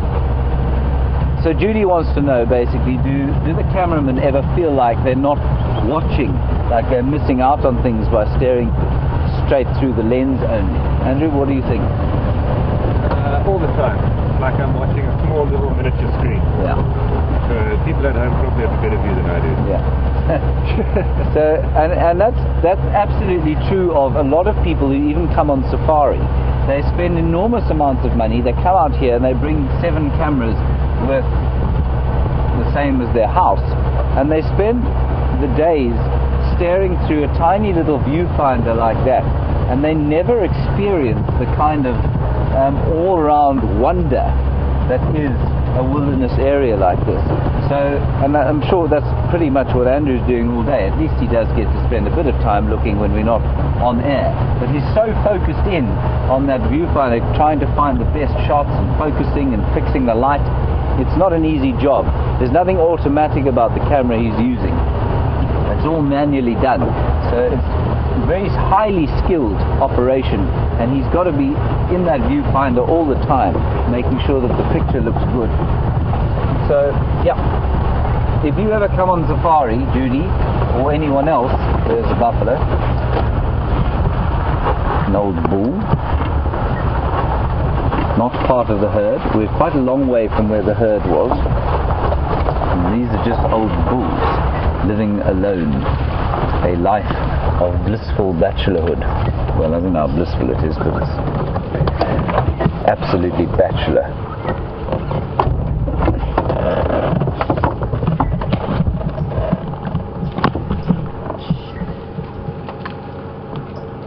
I'll just stop quickly here before we press on to the lions. There, look at the bird. That's a beautiful fork-tailed drongo, just following that old bull and picking up the insects that he kicks out of the earth.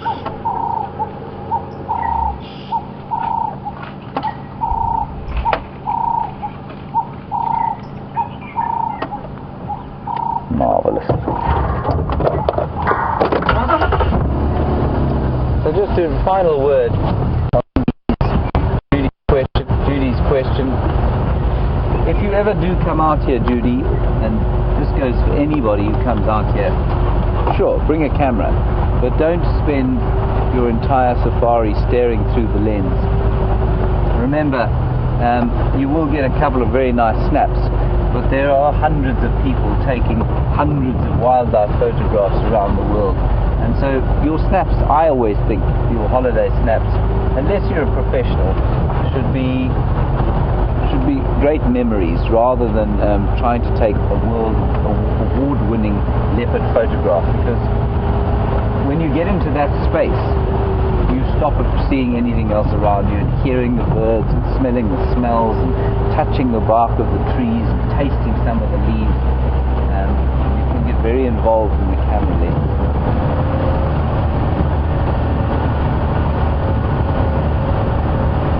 Right, we are now approaching quarantine clearings. Brent has somehow ended up behind us in his Mahindra, and he will stop around here and head off on foot. We'll go and see if we can find the lions.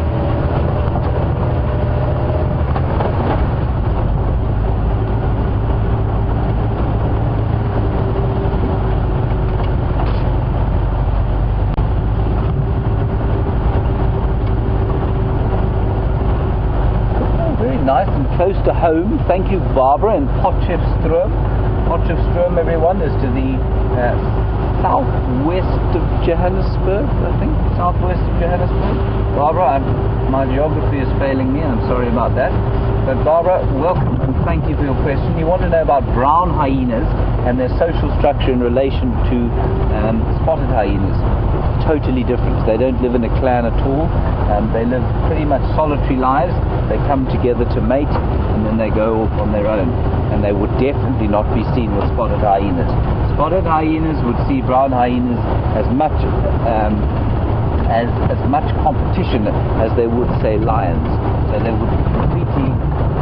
A brown hyena would avoid a spotted hyena. They're smaller, first of all, and secondly, a spotted hyena would react with probably quite a lot of aggression towards a brown hyena, so they will avoid them. Let's have a quick stop here and look. This is where the buffalo spent the night. This is quarantine clearings, and you can see the little mounds of dung all over the place. This is where they slept. That is a crucial part of the ecology out here. Buffalo dung is one of the best natural fertilizers there is, and we have reduced numbers of buffalo in various areas of the Kruger Park for various reasons, and that has resulted in a lack of this natural fertilization. And the other thing that it does to have huge herds of buffalo walking through a clearing like this is that they break the surface of the soil, and that's good because they then allow the seeds to go, the grass seeds to go under the soil, be mixed in with the soil. The next time there's rain on top of this very fertile area, so the grass seeds will sprout from the ground. They play a crucial ecological role. Very nice, thank you. I'm sure Brent will probably be walking around here. He might take you and show you one of those fresh patties.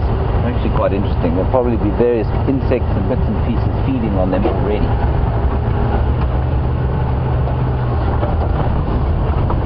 Right, we are now approaching. This is the path that the buffalo walks down. Merrick, back onto the hyenas. You want to know what happens to a matriarch when she gets cast out of a spotted hyena clan, or does she get cast out when she gets old? Merrick, no. She will probably die as the leader. She will unlikely die of old age. Most animals out here die fairly violent deaths, and that's because she will probably, she will, not to her own clan, but they live quite vicious lives, hyenas. They do scavenge a lot. They have to fight off other animals, and it's most likely that she'd be eventually taken out by a lion or a rival group of hyenas. Not of her own clan, though, I don't think. They'd be more likely to die of some kind of attack, and that they just became too weak to defend.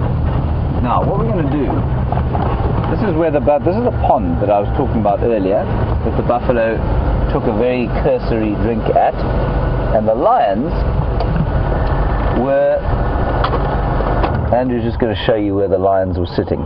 That's where they were sitting, in that shade basically there, just behind that tree was where the lioness launched from, and just to the left of it there where the small sub-adult male launched his attack from. And the buffalo came running back up the bank. You probably can't see the elevation that we're at now. We're a little bit higher than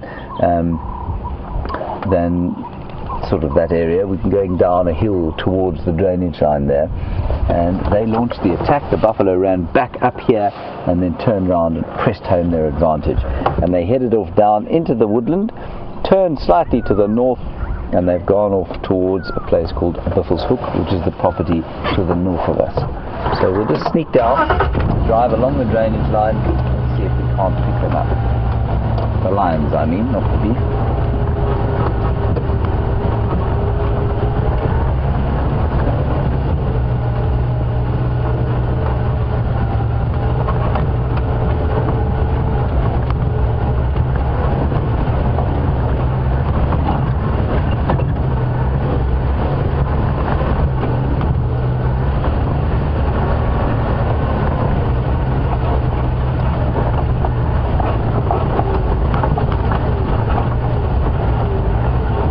Bump.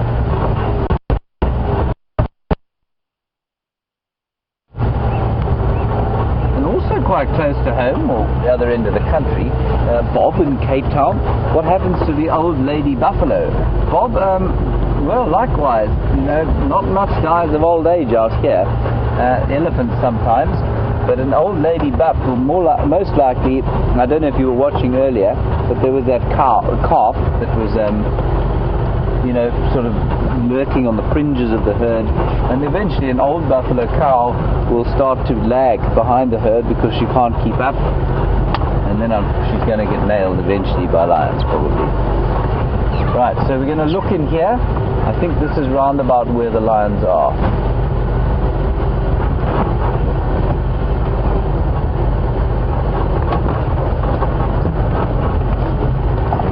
Ease our way through here and look in the shade. In the deep shade, we're sheltered from any breeze here, so it's a bit warmer.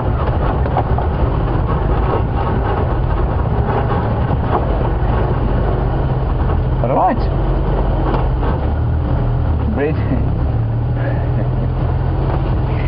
Brent Leo Smith is on foot in amongst the patties of buffalo dung, so let's head across to him and see what he can show you there.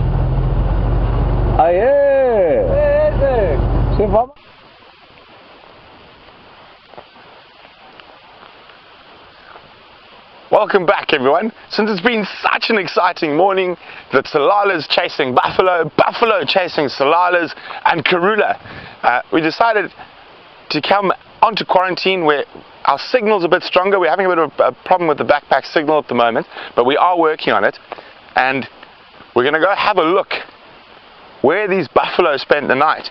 And quite interesting, when I left from my house, which is behind that big tree over there, to the camp where everyone else stays this morning, all the buffalo were corralled together, and they were lying in such a tight circle. It looked like there were less than 100 of them, but as soon as they got up and started moving, we could see how many there were. And those Tsalala pride probably pushed them another 2 or 3 times last night, and that's what caused them to come onto quarantine. Nice big open, very difficult for a lion to sneak up to a buffalo in an open area like this. And here we can have a look. It's almost a perfect circle.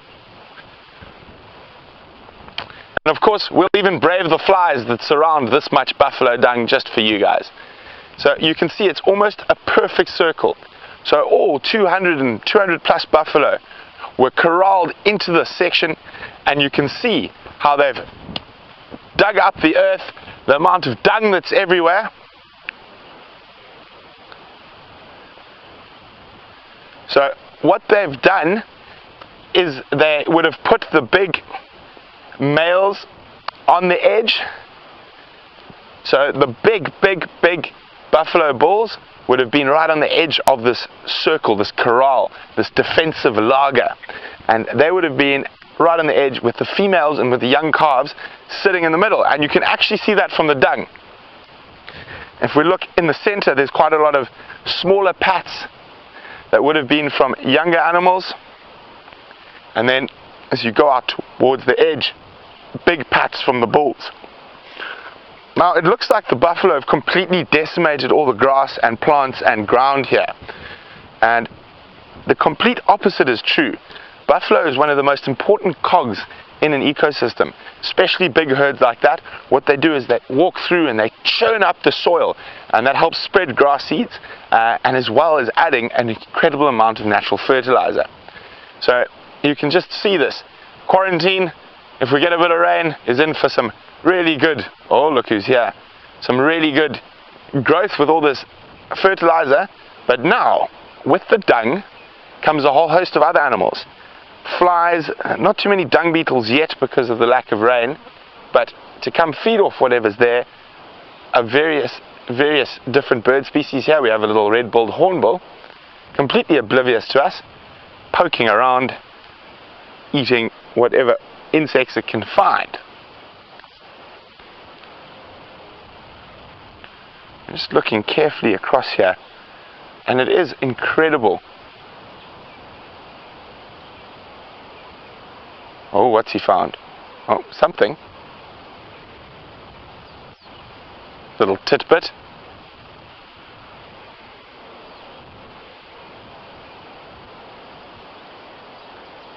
And getting nice and warm.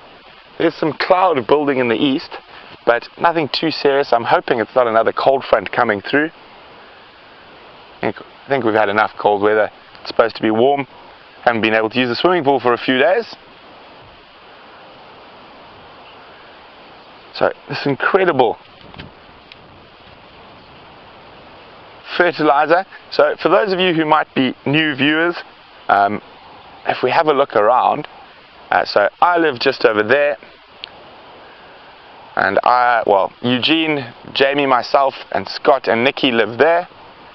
And if we go over this way, let's move a little bit to the left, we can see our tower, and below that tower is final control, and just to the left of final control down there is where the rest of the team lives and eats, and we all eat there and have our dinners there as a big group at what we call the DRC, not the Democratic Republic of Congo, the Juma Research Camp. Oh, I think I can still hear those buffalo in the distance. So those buffalo moved across there. James is looking for the lions somewhere in that area. Hopefully he finds them.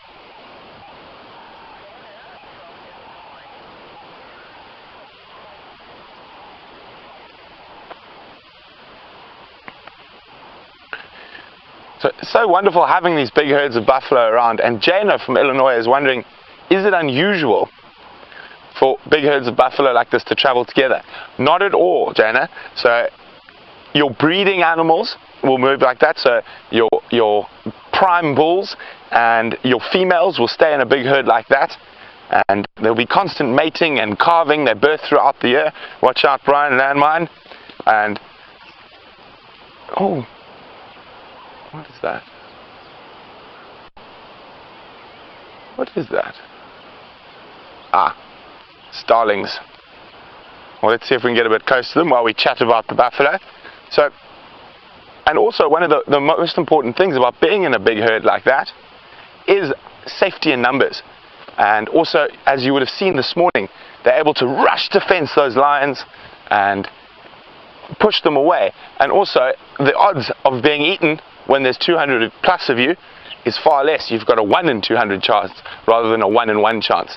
So when those prime bulls sort of get too old and they'll be pushed out by younger bulls, that's where we find those groups of buffalo bulls, and those groups of buffalo bulls even then still have that herding instinct and they want to be together, and that's all protection from the different predators. And you can literally see where these buffalo have come across quarantine. Now this looks like they've been not so static. You can see that the dung's a bit more broken up, and it's possible that this is one from the lions moving them and pushing them till they found this nice open area to stop in, and they felt safe enough because it's really open and the lion can't sneak up to them on the open area. Well, there, those starlings. You can hear calling.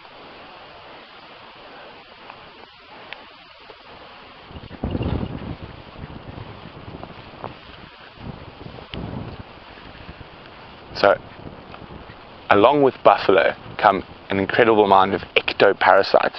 And this ectoparasite is so full of buffalo blood. He has just dropped off. So there's a huge grey tick.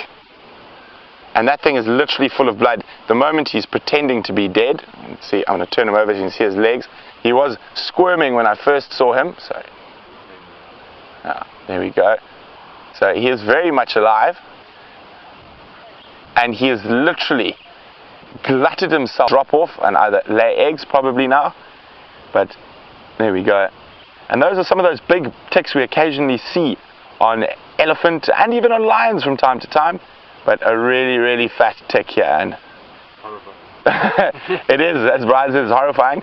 So a tick like this in one litter can probably produce 10,000 babies. And especially us, when we're on walking safaris, those babies we often call pepper ticks. They're literally the size of the peppercorn. And they munch around our ankles, behind our knees. And we are constantly in battle with ticks after walking, especially after a large herd of buffalo has gone through. Not in an area like quarantine, fortunately, no long grass here, but in longer grass areas, there are a big problem. So I'm going to pop the tick back where I found her, and even though they're not the most, well, there we go, did you see the little antenna move? Wondering if it's safe to try move. I don't know how she's going to move, being that fat. And that's the wonderful thing about being on a walking safari. You see little things like that that you would definitely not spot from a vehicle. Okay. What else have we got here? There's always a story, a sort of newspaper that can be read in the morning when you come look at all the tracks and what's happened. And coupled with what you can hear at night, you can sort of piece together bit by bit what happened during the hours of darkness. So what I was hoping is there might be some giraffe on quarantine somewhere.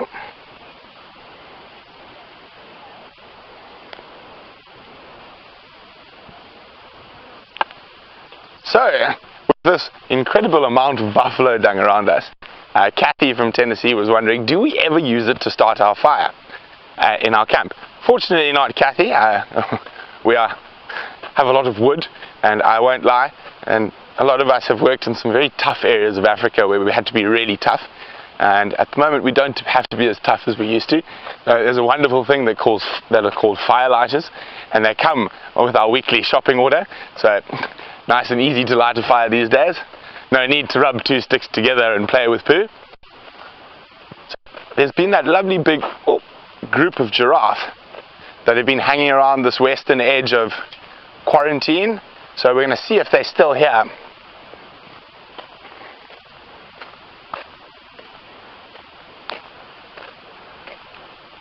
Well, Sid is worried for Brian and my safety. Don't worry, Sid. Sid wants to know how safe we are walking in close proximity with the lions. I've got a stick, Sid. That's all I need. No, I'm joking, Sid. So human and lion behavior is quite an interesting thing, and we developed into our sort of modern forms around the same time, about 200,000 years ago. And even before that, our ancestral forms, bipedal apes, and watch behind you is a termite mound. Bipedal apes and historic lions have shared the African savannas for around 1 million, 2 million years.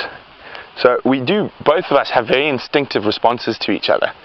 So strangely enough, even if people think they're really scared and you're on a walking safari, and it happens very seldom that you're charged by lions, the lions charge, the only thing you can do in that situation is stand still. And everyone who thinks they'll run, instinct takes over, their feet literally become planted in concrete, and even though they are so scared, they might need a change of underwear, they don't move. Also, 99% of the time when walking lions on foot, in the daylight hours, they will run away from us. We're the dominant diurnal predator. we are one of the only animals that has this incredible ability to deal with heat. So if a lion exerts too much energy in the daylight and their core body temperature raises by just a few degrees, they'll die. So that is why they rest so much. They sleep for 20 hours a day. And on foot, lion is actually probably one of the safer animals to approach. The more risky ones generally are, or not more risky, just there's a potential for more danger, are elephants, in particularly breeding herds, and old buffalo bulls. Well, it doesn't look like the giraffe here. Obviously there's been too much pandemonium. Lions, buffalo, everywhere.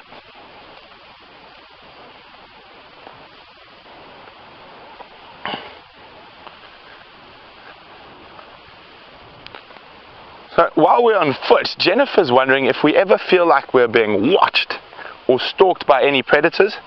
Not really, Jennifer. I never really feel that.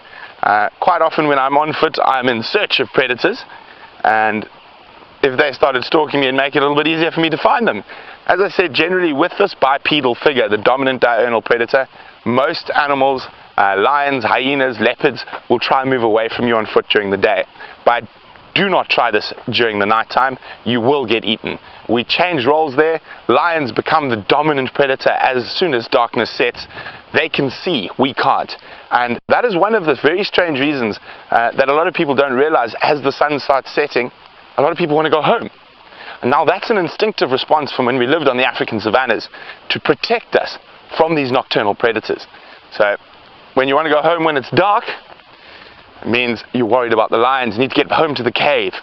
But obviously as humans evolve, we are constantly evolving.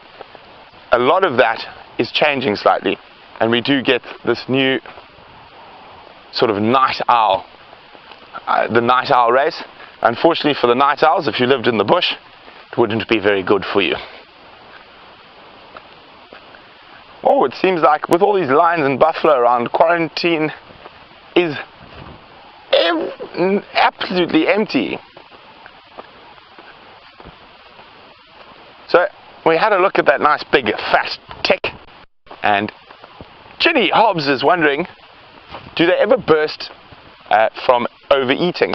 Not that I know of, Ginny. They will normally generally let go beforehand. They've sort of sated themselves on whatever animal's blood, and then they'll just drop off.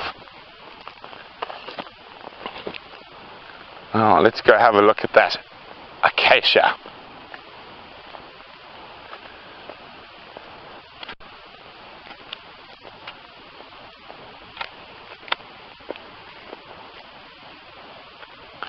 Well, still on the subject of ticks, we've got a very interesting question from Anna Marie. She's wondering, do we have Lyme disease in Africa? We don't, Anna Marie. We've got a very close relative of Lyme disease called, the proper name for it is rickettsia, or tick bite fever.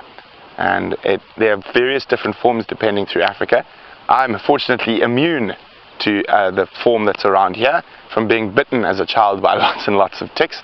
But I was actually got a very rare form of that disease when I was in the Central African rainforests.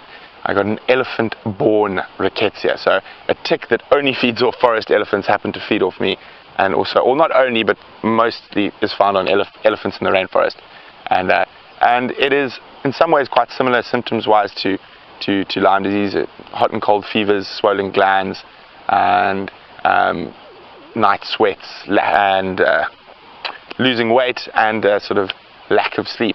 So it took quite a while, because it's quite a rare one. When I had it, it took about 3 months to figure out what it was after I got back from the rainforest. Fortunately, one of my best friends is a very good doctor, and he was able to figure it out eventually after about, I think they took 35 vials of blood.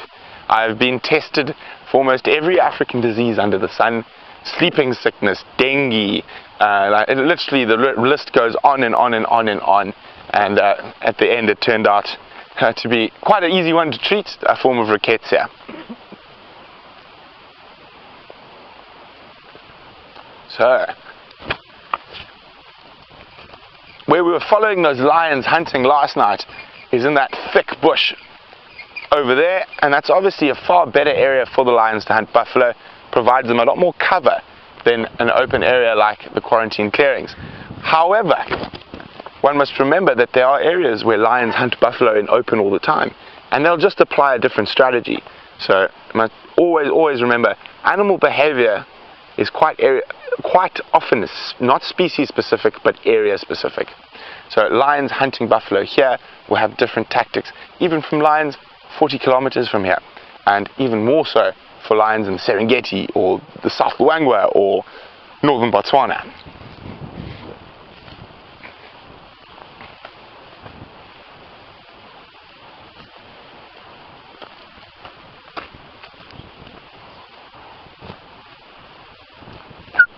Well, we've got quite a interesting tree here, and it's quite strangely being pushed over because it's not a tree elephants would feed on often.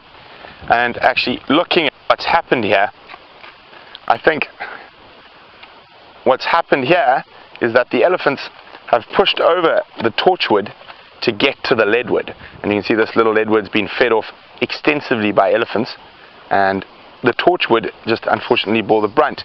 But a lot of you guys see us drive over a lot of trees and branches and warrior. Here we can see quite a big tree that's already been pushed over by elephants, which is still very much alive, and you can see it'll go around to the opposite side. Oh, it's growing without a problem, but I didn't even notice that before. There is an old nest of some kind in this tree, and it's very difficult, very old to see what bird it might have been. But another name for this particular tree, the torchwood, is the green thorn. It doesn't actually have true thorns. I'm coming around to join you on this side here, and we got to find, there we go, nice fresh little branchlet, and you can see the spines are very green, and that's where it gets one of its common names from. And it is one of the only trees I've never seen a leopard sitting in, but James has, so I'm quite jealous. And one day I hope to see a leopard lying in a nice big torchwood tree. Oh, there we go, first.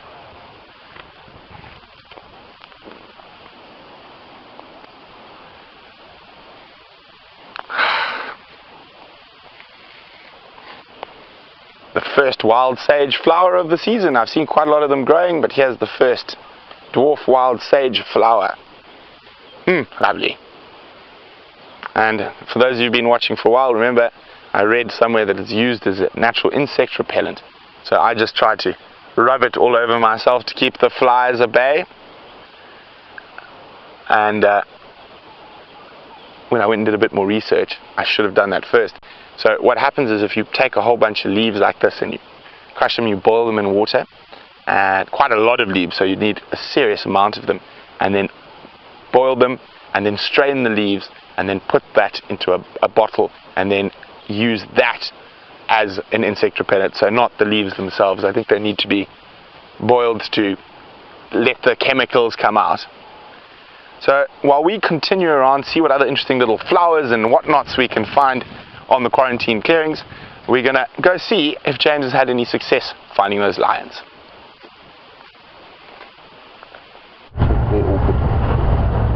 Hello everyone. I'm afraid, as Brent said, we'll go and see if James has had any success. The fact that James is bungling around without any lions in front of him is indicative of the fact that he has had no success. I did drive that block fairly flat. We found some more impalas who I described as relaxed, and Andrew said they looked like they're on holiday. Indeed they did, which is not kind of the disposition of something about to be savaged by Africa's most terrifying predator. So I don't think that they are necessarily in that block, but as Andrew says, more big cats have been lost in that block than most of us have had hot meals. So they could still be in there, I'm not really sure. Anyway, there are a few things I want to show you here. I still think they're going to maybe come back to have a drink a little bit later. First is this tree, which is called Acacia burkii. It's this one here. It's called it's a black monkey thorn in English.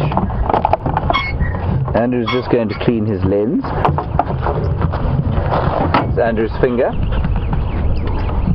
Wonderful.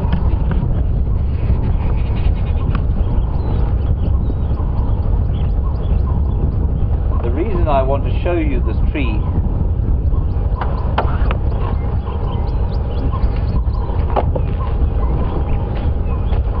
we so seldom have sweet smelling flowers out here, as it's only round about this time of year, and so one really must make hay while the sun doth shine. And this is an acacia flower, and it really has got the most wonderful spring scent. There you are, Andrew. I'm offering it to you. Nice, eh? This is what we smelled yesterday, isn't it? That's exactly what we smelled yesterday. We came past here yesterday hoping to show you this on our bushwalk, but unfortunately the signal let us down. It smells like subtle sort of jasmine. It really is a kind of jasmine type smell, but most of the flowers out here are very subtle smelling. It's just like the fruits. The fruits are not kind of big and overwhelming. You kind of got to look for them, but when you find them, subtly very delicious, as it is with the flowers. Right, so that's the black monkey thorn, probably often confused for a knobthorn tree, but definitely Acacia berkii, black monkey thorn.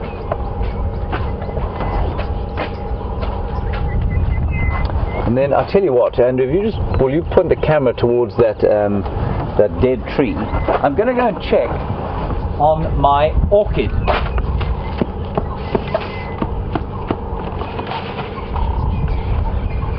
You shall see me emerge shortly.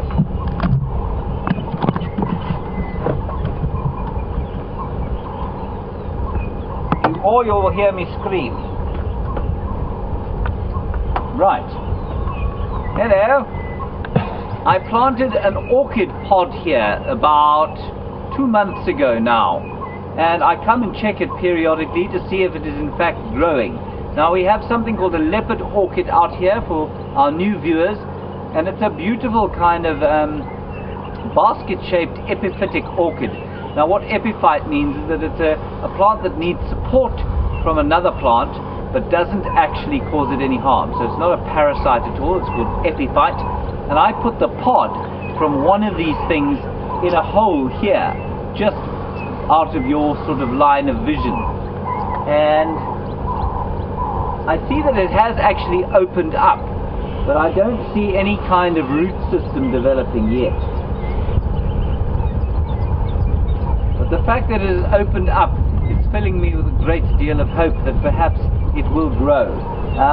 I'm not very inspired by it, I have to say. I feel like if it was going to grow it would have started already, but I do see that the pod is opening slightly, so either it's being mauled by a number of very grateful insects, or it's about to start to sprout. Right, let me return.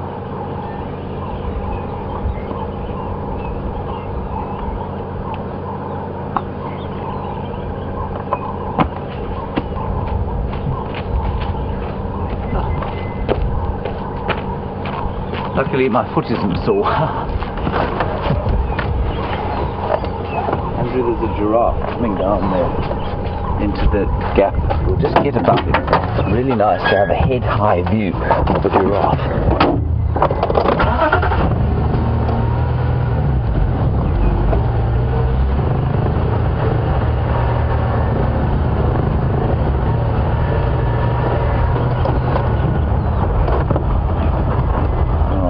Isn't that a lovely picture?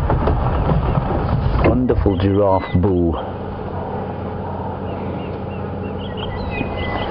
Plug myself back in.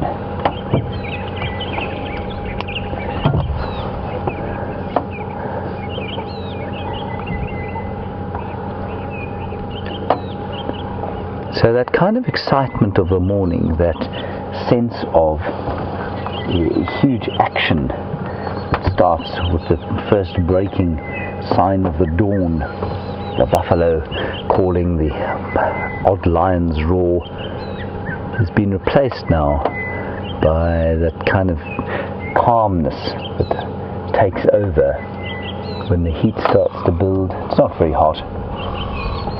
but it's definitely, the atmosphere has changed completely from the immense excitement and anticipation of the morning to one of much more peace and sort of calm, tranquility. You can hear the wonderful sound of the birds, and especially the orange-breasted bushshrike going.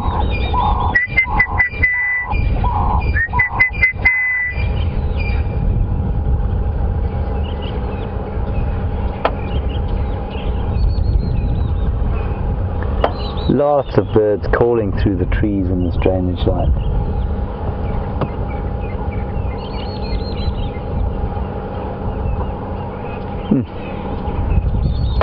Very lovely.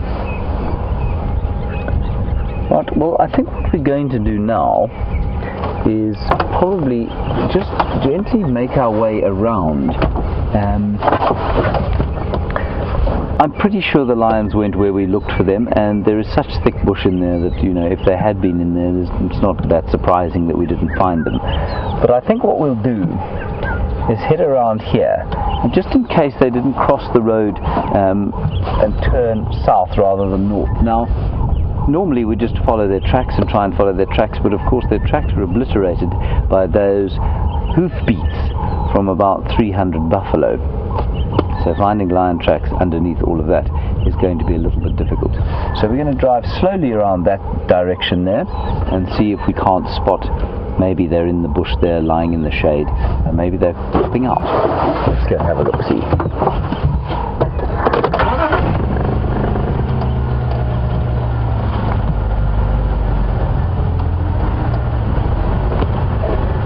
Seen a lot of giraffe of late, and we've seen many little ones. Yesterday Andrew and I had a very special sighting on foot of some calves with their mothers, and there was a bull lurking around. And actually, good question, do males and females raise the giraffe babies?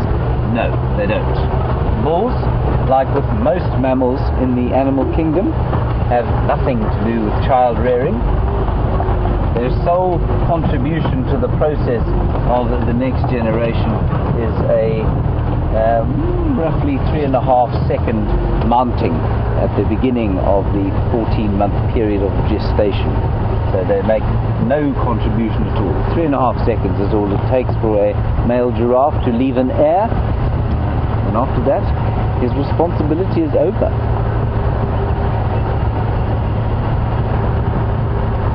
Very slowly going to drive around here, just in case.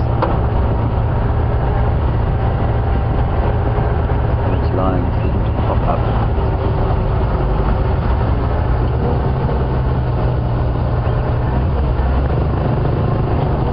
Now, of course, ideally, in a sighting like we had this morning, what we would have done is probably pulled 2 vehicles into it, so that one could follow the lion and one could follow the buffalo. That's often a very nice way to be viewing lions on the hunt, or wild dogs on the hunt, or any animal on the hunt too.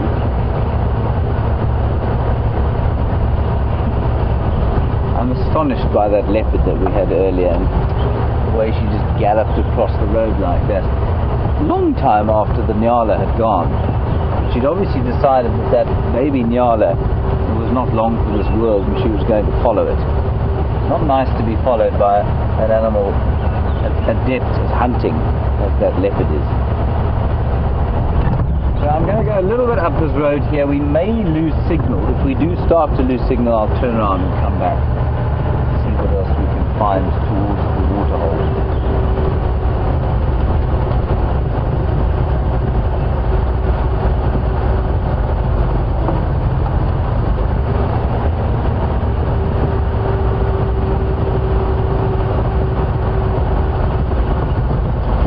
You want to know where oxpeckers nest. You say it looks to you like they nest on giraffe.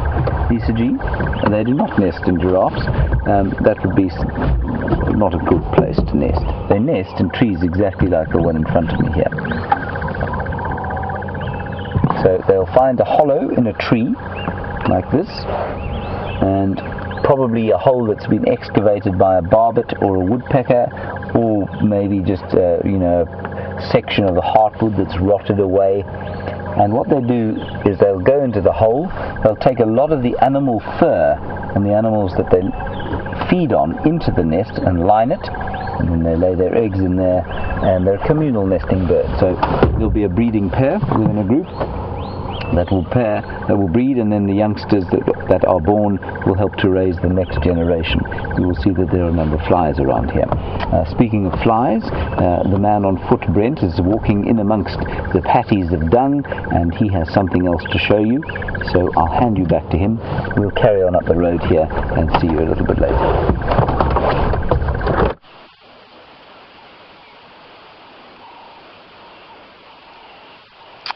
Hi everyone. We found a beautiful little flower, and there's two of these species around here that look really similar.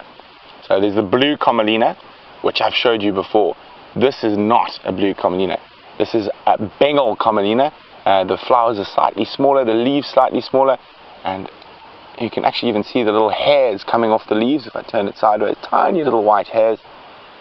But very beautiful little flower, and it's got quite an interesting story. The commelina family is named after Swedish botanists, a trio of 3 Swedish botanists, and they're all brothers obviously, and 2 made really major scientific discoveries, and they're represented, leaves coming through, by these 2 big petals, and the third died before he could do anything very important, and he's represented by that tiny little petal at the base there. And this is a beautiful little flower, and one of the more common flower species, the commelina. We get 3 common variants here: the Bengal commelina, which is this one, and blue commelina, and then the yellow commelina. So all exactly the same shape, but as I said, the difference between the blue and the Bengal's flowers are much smaller. But we're going to keep looking, and I love the flower season, and it keeps me very focused on all the little things around. And as wonderful it is having lions chasing buffaloes, they're not there every day, but the flowers are at this time of the year.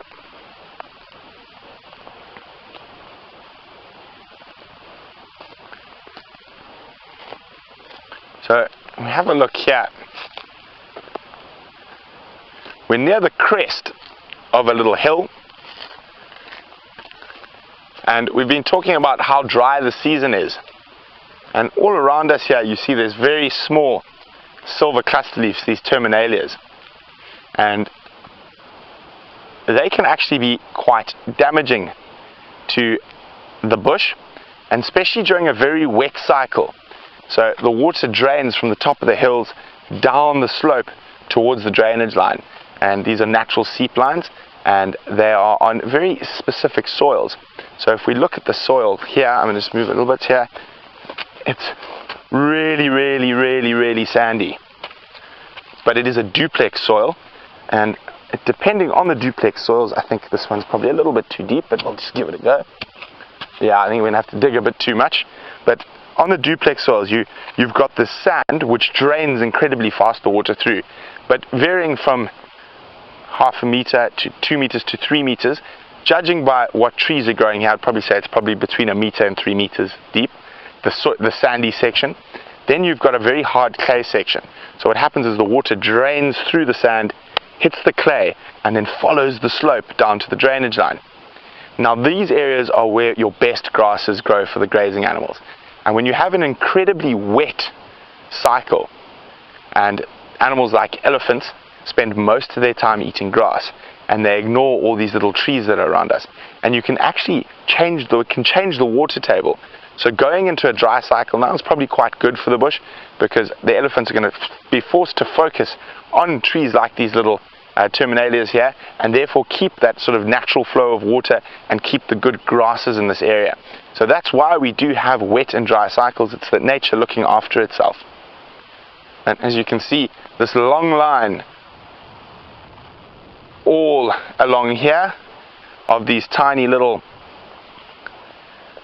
trees that are taking a lot of the water and the nutrients. So if we look around where these little trees are growing, quite a lot of your really great grass grazing species are already sort of disappearing, and you're left with moderate to poor grazing species. I'm going to have a look now. We're going to move slightly above this line of trees and see if we can find you some good grazing grasses. There we go. Lovely little giant land snail shell, not an adult, quite old. You can see it's faded from the sun. What? That's what your alarm calling at. You just heard that. Grey, go away. Bird started alarming, and there's a Wahlberg's eagle flying over.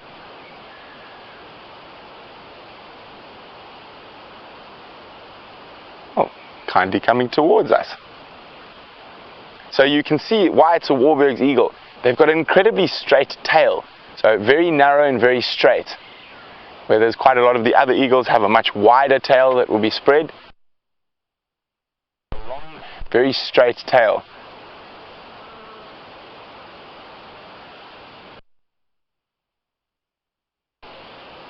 It's probably one of the nesting pair that nest very close to the Djuma Dam, and they return to nest in the same spot every year. Isn't that wonderful?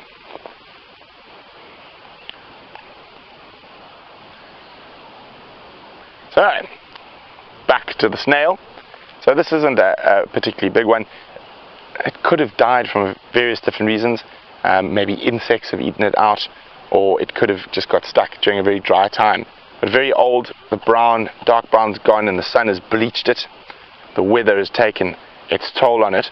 But interesting enough, giant land snails, one of their biggest prey species is, and can you believe it, a snail is a hunter, is other snails. So they eat your smaller snail species, not only, but one of their important parts of their diet. Doesn't seem we can even walk without seeing something interesting today. Now here's quite an interesting little hole, and judging from its size, and you can see it's been cleaned out overnight, and we've got lots of stuff here. There's a little pellet, a little dung pellet, quite a big one, and we can see little seeds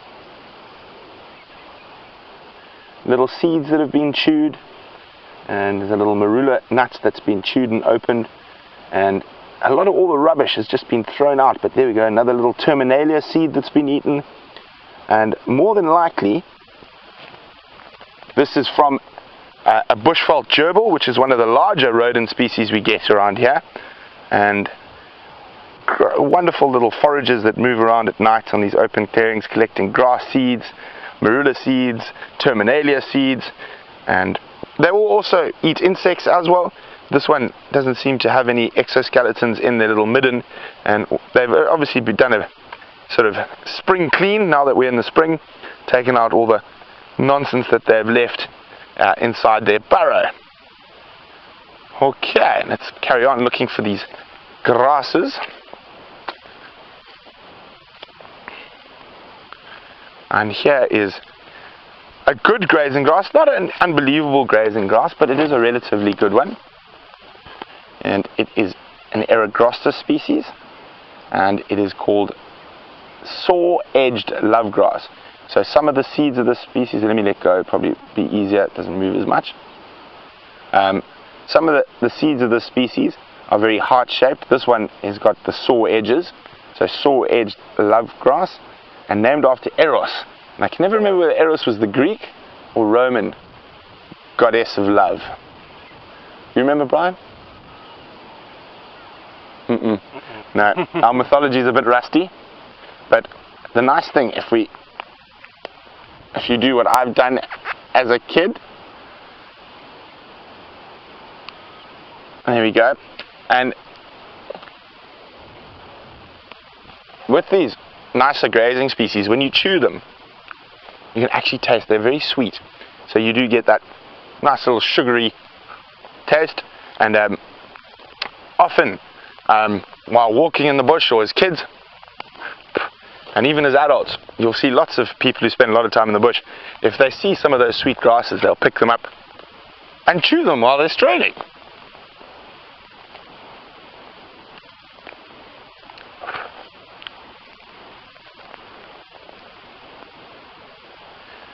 Okay, so unfortunately there's none of the Thermida, which is Natal red grass, which was the grass I was looking for, and that is the best quality grazing grass we get in this area and highly sought after by many animals, and that often grows on these seep lines. So, but it's been wonderful having you on a bush walk / bush drive. So wonderful to start off with that nice big herd of elephants, and then bump into Karula while we're moving through to walk into a different area, and then always lovely to look at the little things out here on the clearings. And I am a little bit jealous about that lion-buffalo interaction you guys had this morning. I would have loved to be there, but that's so the cookie crumbles. And don't forget to join us for the sunset safari. Brian and I will be on foot, but for the last few minutes, hopefully James actually does some work today and finds those lions.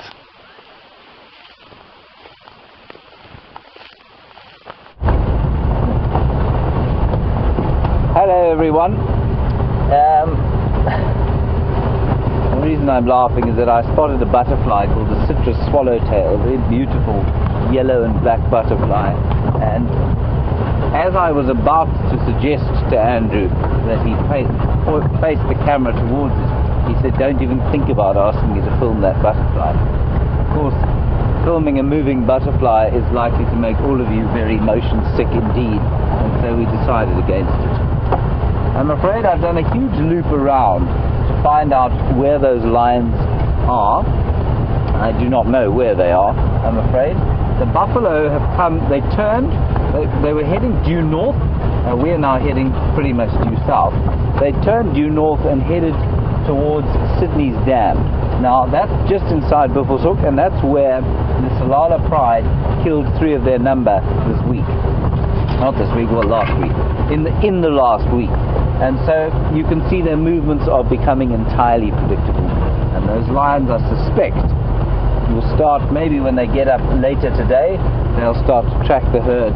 They're just very easy to track buffalo, of course, because they leave those patties everywhere and they leave a very strong smell. They came right across where we're driving now, towards the water, and I think you'll find that those lions will be found trailing them probably sometime during the course of this evening. We are now, of course, pretty much wrapped up for the drive. May come across something exciting in the next few minutes, which would be very nice. That's your head, Andrew. But it's warming up nicely, although there does seem to be a bit of a front coming through. And I must say I'm most grateful for the cloud cover. Because as I said, it gets extremely, extremely hot in these parts at this time of the year, especially if there's no rain. Sorry, I must just move this out of the way. I'll tell you what it is. It's the Eugene tree.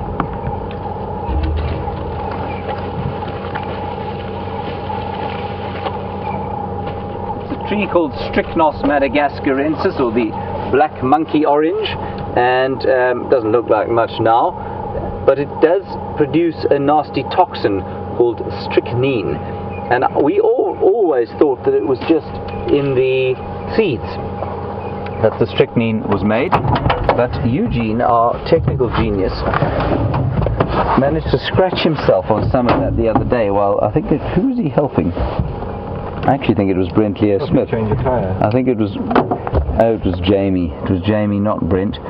Jamie was parked in an aardvark hole and he was helping her out of that. He scratched himself with one of those trees, and the wound festered horribly, and it took about more than a month actually for it to heal properly. So a bit of strychnine in all of the tree, and definitely it's an encroacher species out here. And you can see it grows in little... It does get in the again, in the absence of elephants it gets quite big. But it's an encroacher species that forms thickets. On the subject of trees, Dr. Debbie, you want to know how many members of the acacia family there are, how many species? A lot. I don't know actually exactly the number. Out here in this particular area we've probably got about 10, and they're actually not called acacias anymore. Then there are a number of other representatives in the same family. And remember, acacia is not a family, it's a genus. The family is called the Mimosidae, and within that you'll have the Australian acacias, what used to be the African acacias. They're now called Vachellia, but because nobody knows what Vachellia means, we just use the term acacia anyway as a generic. So I would say probably in the Mimosidae, I would say upward of 100 species throughout the world. You find them everywhere, except in the New World. I don't think you find them in the New World. Certainly not naturally anyway. So what I say is Acacia burkii is actually now Vachellia burkii. And that's because the Australian trees somehow managed to get the name. I'm not sure why. I think that's very unfair, especially as anywhere in the world, if you say, oh, that's an acacia tree, they think of a large African umbrella thorn, possibly with a lion lying underneath it, or an elephant or a giraffe chewing at its boughs. So quite a few of them, and certainly out here, I mean, I'll try and name them off the top of my head. We've got, I'll give you the different species. We've got Robusta, Nigrescens burkii,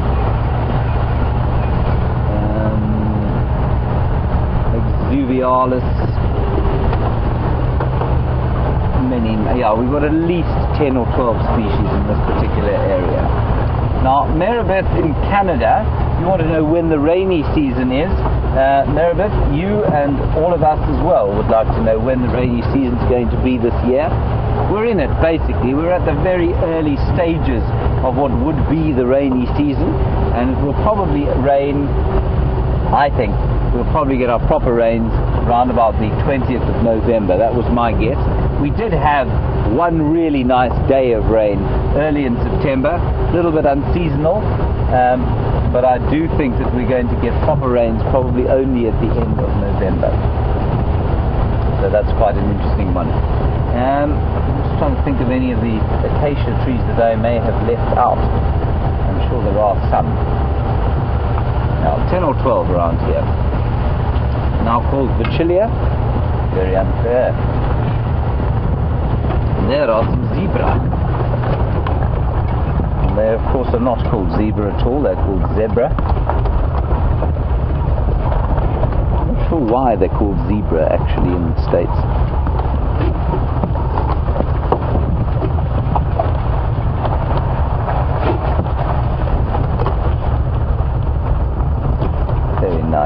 Follow them slowly down the road here.